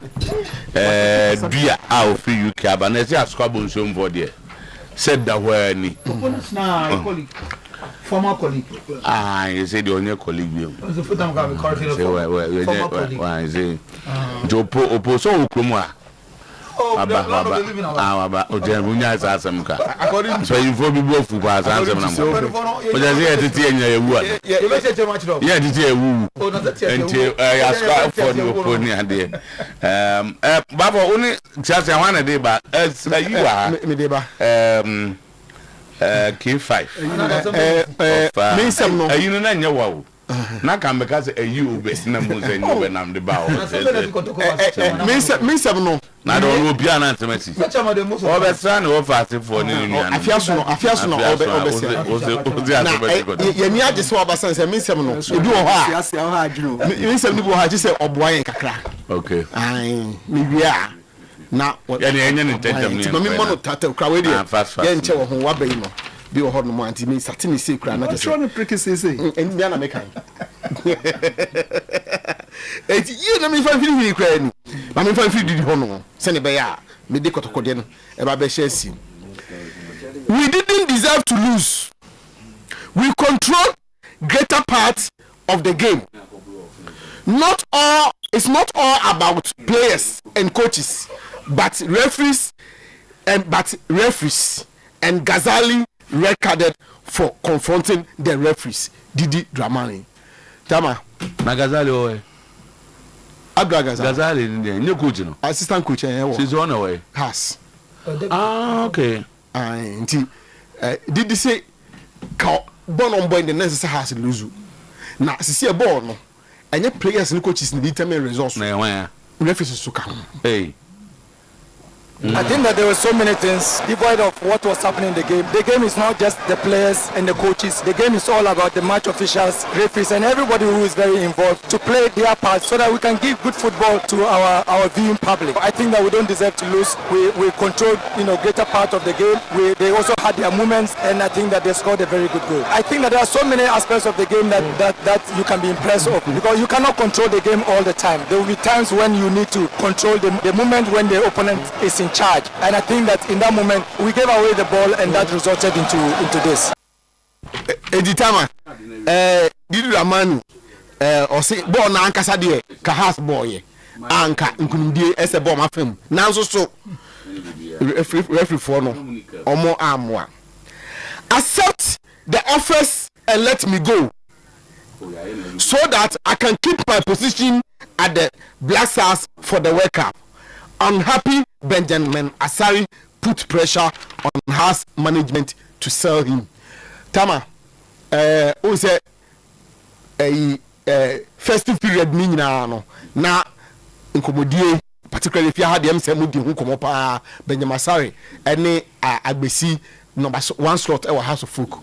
Information I picking say what the pressure has here to has been for say office biaba from MC Ethiopia no ne other countries omonton man nko se ne be ya obekwa kodam wo ho no mo na we keep in position as number 1 for the Black Stars because the akeka kona as we lose no number 1 slot dia magbesi no ahwe e beka no Black Stars so enti what the pressure if you ase e dia to almost so den e wo ho no mo so to tino tama mamfa we mrei blood flows in Division 1 New Year same hooliganism. Park Academy attacks Ashanti Gold FC. Port City FC attacks True Democracy. Both of them banned from using their home venues indefinitely by the GFA. Enti minim sekabon ebetimi adi images in their ball. We mo ya na enye de anabon ye fi ehuru no. Even go okay for no mpini. Okay, ti we offense no nti o de kakra ya na coach didi come out dey nti the door so you can say the goose on here and sema e de be ba no and haso so ye positive so de so no nti Division 1 no ye fi ase se na e chedi ka no em say I feel the police for the Jumai. We are good and not got. I will see come out in other Ashanti Gold officials. No, and you don't go St. Patrick's hospital St. Patrick's. And yeah, Mercy. I don't make what I want no more. Hey, the coyer, you know. Enti, Tama, we there no more. Positive, no. There be a boy name Korba no be missiles na there. Na infinity the maybe a pie na ye dey akere no maybe a pie no ye dey akere no nti ya start party there we are supporters Tama supporters River Akora is the traditional river for Abunaman. It's only warlords and fetish priests that are allowed to go there. It's just 50 meters away from the hotel where Kotoko lodge. Because of its powers, you didn't know him. Kotoko sneaked into the river to perform rituals led by Kofi Sei. So Agunamai decided to stop them. All Black supporters chairman explains why they attack Kotoko. And yeah, all Black supporters no wakotake Kotoko. Na wankatake Kotoko so onse ukotobia ensu wo ebe se okoyado amandi wo ensu na se ukon ensu obi a ocho ensu so ana ocho adom so na Kotoko fo de wa wo de one bless wo se na wo ko enti so fo no na wo no hotel wo ko da na wo ye aifo enti so fo na ana nipa wo aifo na se no wo se Kotoko fo mpinifo a wo wu ensu ni mu ese wo ko hwe ade wo ye nto ko na Kotoko fo akoye amandi ego wo se anu o makwan na time wo so dua obi fi bebi be ye amandi ntia wo enti anya so bi anya obia supporters aye abraman a obi ye ni program o ye na aifo ko wa wo de madin na wo ko wa ko se ade no enti anya obia supporters na obia supporter bi entake Kotoko fo nchechemu a omode aba ne se Agunaman e na omunsuo the friend river Akura mo se traditional nsuo a se obekọ ho a obi a oye wo do bonkọ akon ana se obayi konfo no na omkọ ho nyesa ese ma okwan asa omu ese Kotoko nsuo na mu a eni kwan so ko no wantimi nyowe ize nkofo be ye ma no Tama. Meaning what question answer. Second, I am Rawaton. Cause it's you now you be. No one pay omu dey say pano be say chire na omo bo omo pese kotokofo be ko. Toma mo manko. Omo se njoru timi ko a oyo batan. Obebu amade ope bia on saka. Ntoma kotoko anko. Omo mpena mo manko. Said na mo ko hotel ho no mo. Ekoye den. Ama kotokofo mpena for report. Ntomo report me say FMB ema omo beef up security nyasa match nko omo. Nyasa match nko omo kotoko move on bass no. If you hotel the police station. And ya den Chamake 5 for head there. Me go video a owo mu ya mo fa the video no so. O chama mu nya na ko ye. Omo na ko ye. Nti am say obeti obebu ayen. Men ka say nsuo no ko bi o. So. There do ko bi. Chama Marie. Marie na we obi amfi no. No ka sa ha na eti. Aswa kemi na me wo. Mi na maka ko hobi. Okay, na was stadium. Mi si na was stadium na me video mo fa video no so. Video so no mo dia to so wo stadium. Jama go stadium. Na me go ka stadium no ka wanga mi si na was stadium wo video na was stadium. Yo ka dey na che se me na me ko nsuo mu. Ani a twi san. Mi si love guy. Mi si love guy. Mi po ko fi say di mi si ko fi say na di o bani do mo ko. Twa ko fi say no ya ko. Ya ko fi say o bani do mo ko. Ba jo mi maintain no. Ono mu nyina na wo krom ho. No ye kotoko supporter. E na okoye na ade. Eti anu no mfa nhye kotoko. Fa hye say supporters. E man say ko fi say ne ne. Nti bi ko fi say. Sa dey sika ti say kotoko. Say dey wujafo nso ti wa o say ye ko da hotel a obi ye wedding. Ye wedding kotoko e hunu man. Maybe financial burden on Kotoko as GFA find them 15,000 for misconduct. They have 14 days to pay. I know the match where. Mediama and Asamates. 7-7. They'll be back with 10, back with 5. Okay. But for that's it. That's it. Give I am yedi kan tin ka kran sana ka bia ba be. That's Joshua. Supporters ntin na me ba ha. Okay. So the da o ma ba bia. O ma daruma. Ya bof. Na be yi ari de na no na we yi ano wi. Metu yi na no na de o kan se nko ba bia. Nko ba bia. Eko. O ka se eko. Ya bof first round na. Ka se eko. Nti me ba. No ma be da supporters na.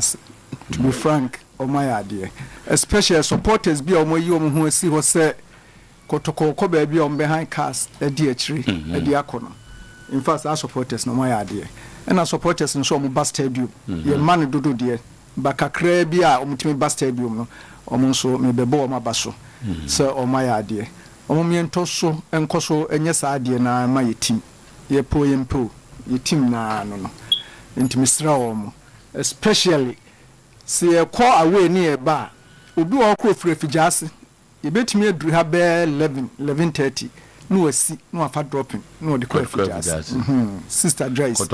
Franca anyhow. In fact, me bo ma baso papa. Baby omko. Baby ah. Omo ha ka e de ko. Unso betimi atranka e mako preku so go ko penni ho ahwan omaya de nura se ye de 3 buses na koye. Wow, so edro. Mutim kama mutim atonwuma ami akode aba omaya de me de omase yes omu konzo obi me ekọ na de besisi na esi ye mu ye duro ba yi hare de striker Jibo what hey okay babo gondo ja okode no ofro oso na abeboa no me ka mu kode atie chama de tosu biem mpese supporters ni tie se ya to abaye new national chairman na national chairman abaye no eniema bi a oni ne mpanimfo ahu to see fabu census no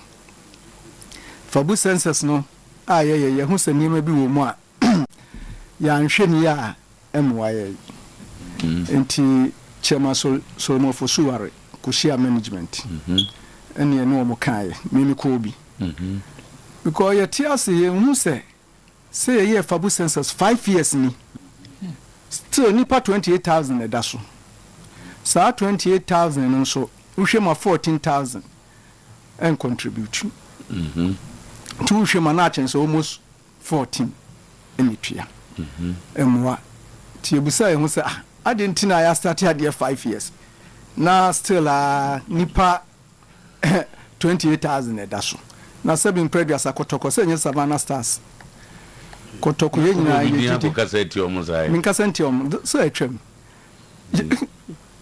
se kotoko team ye nyina nim say yes even at all ye call Swedbury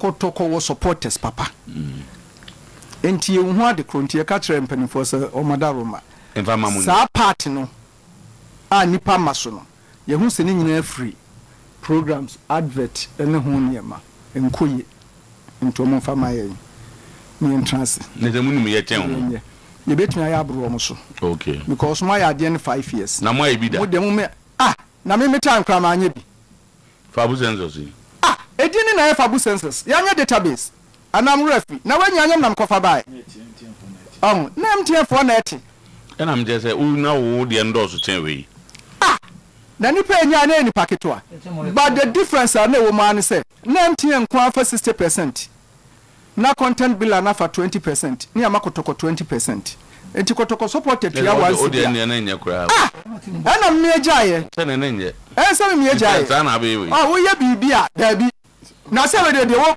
team ni ho wo team ni ho de wo we rum ho wo we rum ho na emom ye pese ye soma ye pese ye ba mo ha ye ko ba bia ni ye bo hu dawuro ni hu se wo ka go se management na hu ye mo na mbe hu ye aso American so mo hu ye aka 5 years 28,000 at least our senkas kotoko etim ya 200,000 ewo safa bu census ne so enti no kran ya amna kosoro mo be nze ni ma mo ye bi ne de eniema support mo de be free 28 na mo na ko 200,000 na even at all 28 no kra ye wom ne ye o se wo boy be friend Alisa J se bia ye bobo wo baba yara no de nkrofa betena senke ye koso adure ni ye ko ye de ni so ye ni nyina still 28 ani ye be shem no ye ba be shem because ye hu se fabu census for example hu se okra bank and now the MTN so with birthday do abun so much rabbit so ya ma happy birthday musica so no ye de ye oboa mi misika so da bia mo mami jawa wo de wo enti ye pese ye office na ya agi no ye nya ni partner ho mo nya office national for no office enti bosume so ye wo lady Betty ho no afro German patron I made a program so I'm pesa so mo for so rap high office so say oh massa me anyro Jaja manenga enti ni afro striker yensa kan sika why are there da wase eno kra efe ebe mani pa abaso na we no na management ntimi nya ho no mdi pe akosro mu amom dia mai management wo madwuma doso etu omu nya ye gi aye ye be ye nso amana ye at least ye nya ni pakra enu ahwe ba bia kohwe ball enti so ampa se ye fabu census na ye ntimi nya bibise ni emo ebo ho in fact anemoya that's why what things kotoko supporters Mr. Mamu mfa ya mama ni fabu census ni nkomo ya odi abayi wo no ye kase ani odi emwa ya mo bi from ra zete ma ki 5 no enye se mi na ni ebusa no mo bi from ra tell pa dia asem na okay obi from be o za wo no ke wonze musa pa ba de nya we Radi Yakopo ya nya hwe ya bi tie me kan no kra na ache me fa bu sense pese ye hwe na ekwa ni me de o ka se management tent mi anye na mo na betime na mo ideas kama aka na nka mutum dia hyemu kena ba se makoje beye no o na ase ha adwene kakra but said you see kan me kan no kra na ache en ha adwene de ntina me ka se en ha adwene de ntina me ka se en ha adwene se all system na but ye pese discussion because advert side no ama no cry ba kope obi ti me muso asem busami o se na circle no modem numbers no yesen no matimi increase numbers no mo pese mo ko increase for abu census there ai obi akrofiness me muso asem kachre no se circle numbers is o tia na eti na ni go fe nipa wo na dia o mesika na kosoro na nka mo betumi ak na go se mo increase circles no numbers no Eda bedroom obi ehun bi. Na dem say na bodwom. Ti o. Me say nyame na me busa. Kotoko supporters. Nyina na say ya ka bo mu ayato aba. Okay. Na support. Yes, ma sending no. Global. Ti o. Kotoko. There's a second in obium. Second in obium say. Say Kotoko family forever anyhow. WhatsApp group. Omoka on omoto aba. WhatsApp groups ni nyina aka ho. Circles e de ho. Faithfuls e de ho. Obi o ni group bia ho. Na ye nyina de ka bo. Chairman wan. Region bia on chairman.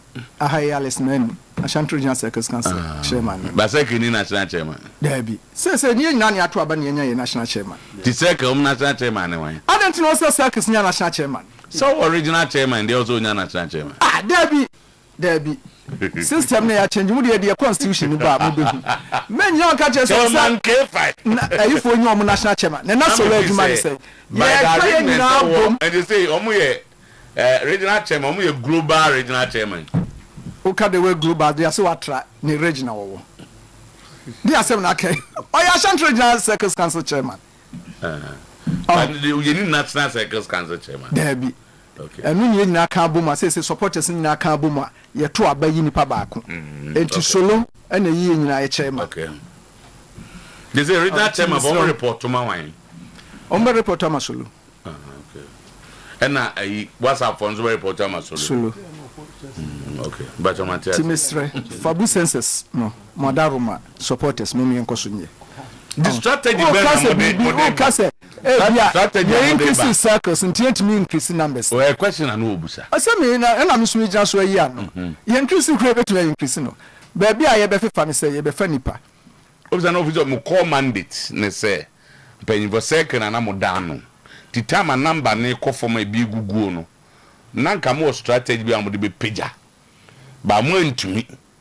Entino onu buza se na die strategy na mo de be ma fa abu census yi akọ soro nam se second wa action bebre ho ade ba kwa na em ya ne se o ka fa abu census asema na supporters nyina adwen se circle David because your circles from kwa na fa abu census so yen supporters nyina na ye wo fa abu census so na se new chairman na oba no or the name be na ebetu kwam so obeboa ama number no akosoro chema manya database no kaka munim the number of circle members on the Fabu census momodo so circle form of Fabu census Alesaje obetuna ka achiro okay Alesaje ni de ya oba ha be register bi okay all right tu oba abusa chema ke memo ajo o me kakra na makọ round ba ko kakra na wa ba be wi amaye ti ye mfa zaji bu be sha ase amaye na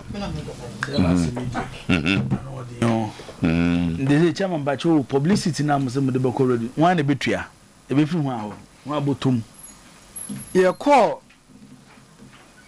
meeting no ye trust hu say near 5% bia e for publicity ewu o spend sa 5% no but chairman Solomon Fosuware aye na adwin so be 100,000 em ye dia start and sana ye hu say sa 5% no se bi be ba be kan sika no 100,000 Dabi onu ni sika on 100,000 onu ni sika on fa mo bisia o de che me be ka say musabusa me question trans say musa me question to magata intimidation no on kwa na be tun musa me question na like so le busa na say sia ade chama yi de ehia time ana me kan 17 minutes asem me the chairman me against that decision mempe sa decision but time in na striking pesa decision or just say he doesn't support it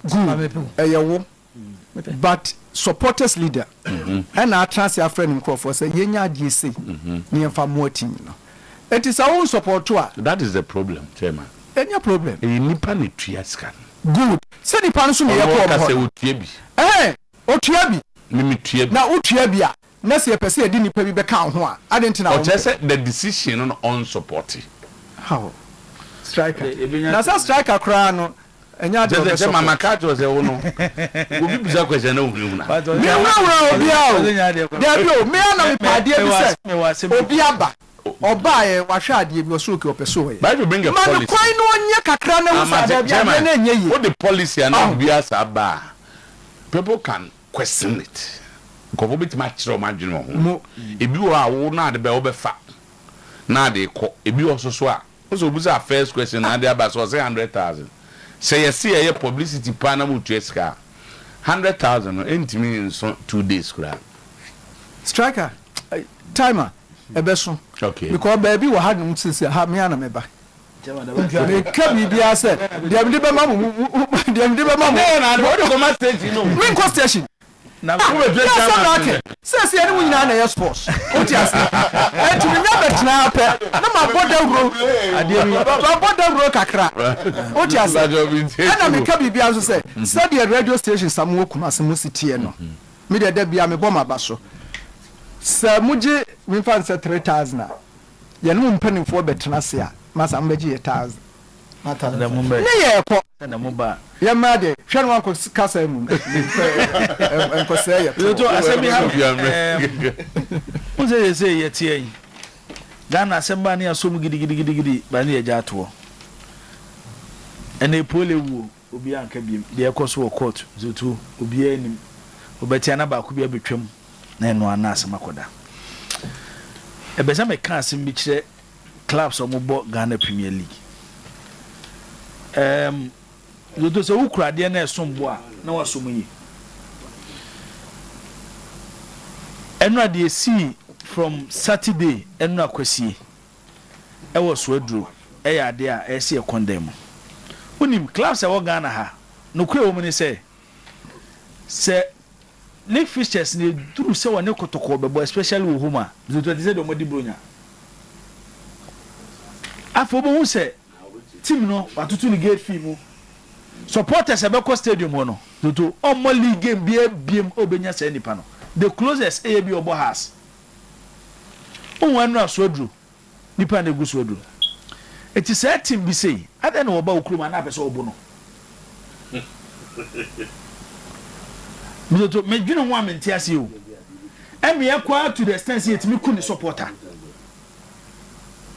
Because team no ba and amanfo oba stadium mo. Amo all blast na se ne so mo do mo players ka. Ebo hu sa no pe ko so mo twetwa players ne ka. Ntade na ese team bi sa no bo no. Ombo kotoko. Oh. Ba yi nsuo no so mo mu. Enti se obi ko nsuo na wani nyi ho na ese okobo no. E problem ba fo. Oh, omuko hotel ho no mo a. Na je baby on na place no. Ho any hotel ho no ni. O ba nko ento kwajibo. But now there were exchanges. Videos Now there were exchanges. Videos na dia ma. Na hotel na friendly. Oh, sometimes I am teams no or John Moment say eno dey see division 1 mo no. Dey yenyina enim say Park Academy. Any Ashanti Gold 04 na boy na BBC a. Asem nyina na say every year to dey bibia no ebesi. Obi anu ebetwe na so. So mo nyina mo ka abusuan no. Every team partnership Park Academy. Because the young no. Me young could be a Juma offensive hospital. St. Patrick's, St. Patrick's, yes. And no pay no sending me audio. Rest and no sending me videos count. The bar for crowded by them to be a serious. Chain way. Wow. And what the CSC were could be better you complete. She decision if you could take say Kotokone Mediema. Kotoko me provide this security for how long? Any say about league game, now home team and provide this security. So do there be anchor? Yeah. Can the FA sit down with the police? Now a league need to because they also have the fixtures. Yeah. Normally they provide this security and for every league center. And determine. I don't think they say the home team. They will need. Because and Rabu near Buami. Police near 2 offensive. So to Buo close through.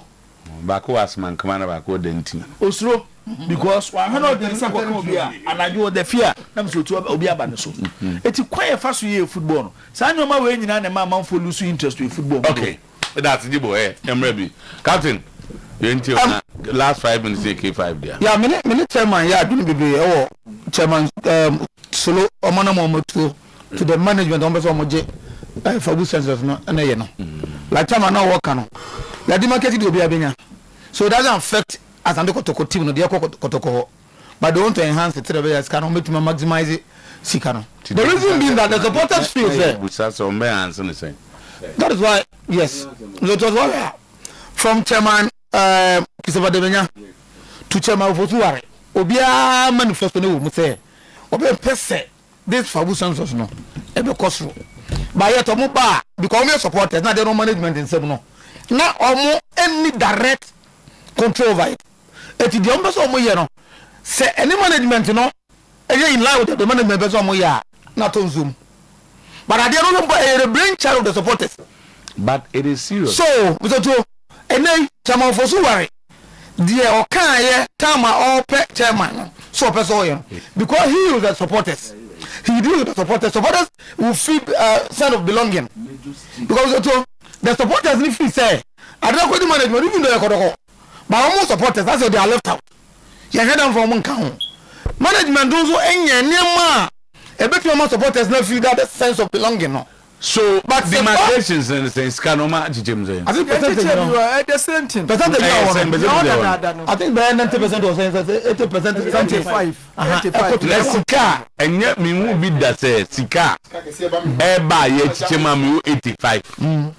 Na media command all 5% so no manage. This is serious. Me no yagene. And I think supporters management. So na the name konenim. To say yes, yes, yes. And to say no matter what say madwene na ma kire ma bo mo de mo ni. And you see a bomb ya 85% of nowhere. Supporters no. But all your content on 5% no. That's almost free say. It is not your. I want management means some no. All 5% no ko won't realize it. Won't entimi cost no. But say bo mo wa. You know between my numbers not also. And for that all 5% will be increase. But they don't have a track record. Because they don't have track record. That one I agree. But the management is also failing to make that's successful. Supporters, no. What is their track record in managing settings? Yes, that is. No, they also started from somewhere. Management there, they can hire expertise. They can hire, but they're not doing it. Maybe there are people young for we nim there. So go for no, I'm not talking about that. Man, you go for no. Me see you because me I believe that supporters can do it and do it better. Because I want there and they feel say at least 5% no because they know the Kotoko is a club. So when they're able to get it, so and for that, so and for that, the second one of the league still close. And I want to believe that Kotoko House of Folk, they are not far from the top hierarchy, which they can come in the second round and the league no. Ghana League power. So it will be good for the two clubs to augment their squad. So someone that did the money air can. And some House of Folk played well. But to Okora de Biano, Oko Untiminga by a team no or massive Ebenanim or Bohom. Mediama is one of the best teams in the country. So that courage on massive by no show Mugona or maintain on the way. So I think House of Folk will have to go to the market and augment the squad 1 or 2B. There's a lawyer. Other than that, any do the better. Captain Kasa Nepa. Chairman Kefa Benya 10% and 5%. As a 5. And I could Kubenya 85%. May I to position? Yeah, may I to position us. It doesn't happen anywhere in this world. Chairman, I'm going to ask because I'm more Doma club. No, to me, but I'm penny. But the question is a management in the Mio Mojuma. Moto as a million. Exactly. Because if Seme Moto Adia Dawi, you cotton, we may have 5%. We may have 85%. Now, we may have 85%. And me, I may have 5%. We may have break. Answer what? Yes, answer. Now, again, I like many brats. Yeah. The chairman more can clear the bottom line. The management have failed. That's what chairman better. Management not failing in getting the number. That's the point. Maybe they have their reasons. But the chairman more can feel nani percent manya also the ania monya majume ye. Into move for my near his bit me. Agree. They say about say mono. I say we are o ti wana o tu o chere nkwala de no mutwa efa obi a we SS bit mba se masa o de mma yeso yenhwe bi ne abron jire bi da na except say we man bisa we di carry the awoye no is the lowest of the low 28,000 no dey better so what you come on and say what you are bringing on board is the lowest of the low. Yaman say I see be a marketing manager untimi fa adverting ba nti obi on go marketing manager to for na bia enye na adwuma on centro ni no enye na adwuma ntim gas o de menyi ni sin chen go ye di akwa echi never ma yenye na de me asu ye tie hungum ni ehwe eno bi na eduru no. If it's not as a result of failing, clearly the management have not been able to mobilize the supporters the way they should be. And when I am imagine say which amount that you can get from this project as a senke unit your department be or that sorry ma kebia every week be and send your technical team share management every full management on no more yen kesinke ni obi ono so tewa kana watu bi anu aba betena na nanu manim ana wa betena management anim na wo chirechirem na watu we ne de oyeye ne target ya set ya ma no. That is the bottom line.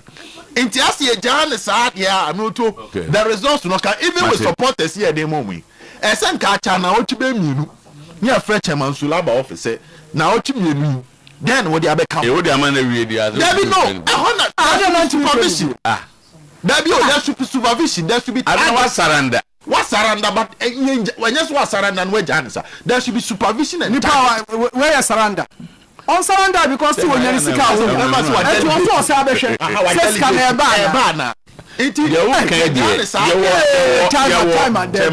time enya dia mu kan eni ebejai o yen ka se mo penny power of abu senses no so enti kwa bi e be fa so power of abu senses ebi kwa na o mo agi yen kwa bia na etua chen mo nti e kire adwuna me ntre Mr. Wadaroma. Be an etua pa. I na so e so consistent. I etua ba. So the me try say. Say wo ko che wadwun ba bia enye family enye. But so the okay my the family enye is as a result of the management not living up to expectations. What you for now to say the management not okay. So be meboa. Time enti kotoko for census na 5 years 28,000 addition a year. Enye banya bam just come mutena na mo de adwene aba because you could have added you would have done the publicity without because one of your weakness as a group how you organize yourself. So how a better yet me trust to be able to organizing you can play a role by taking full control. Taking full control. I didn't know the whole jam na semantics actually one not a mathematics quick one me match me we match you metina ba no so mama no me match me na me shina session kwa say afi omaje some aspect of fabu sensors when you me match me manti BBC yakoko na fabu sensors BBC amanti say omo take over no one of their ways to generate more money the omo ye no which fraudulent ama the asmaba the anya when say they started deducting money from those who have activated their account kono aboma ekokoto enti supporters na ji no omo de bani say mama ya dem say nya bi ma na ma say no Dr. Jima train me mu dabi dabi this is technical. I have message here from Dr. Jima explain on some platform opposite say enyo one na omunko bisa management meaning omo ye share say onye because obia the advertisement okay yeah so training post or share the so onye bisa omo management yes I'm now okay I will message you send the management send the no that me just say in front of the so far the supporters in Antatia supporters you want to mean Zakito the ball asem the job for census David I mean yeah silent Dr. Jima explain who say jam na explain and every at wow omuti we yi akra no o si da bi o mu sika be says no no mo say news one about asema to discuss with so o de mesa so what do master so matters here here me do master pa the news is up next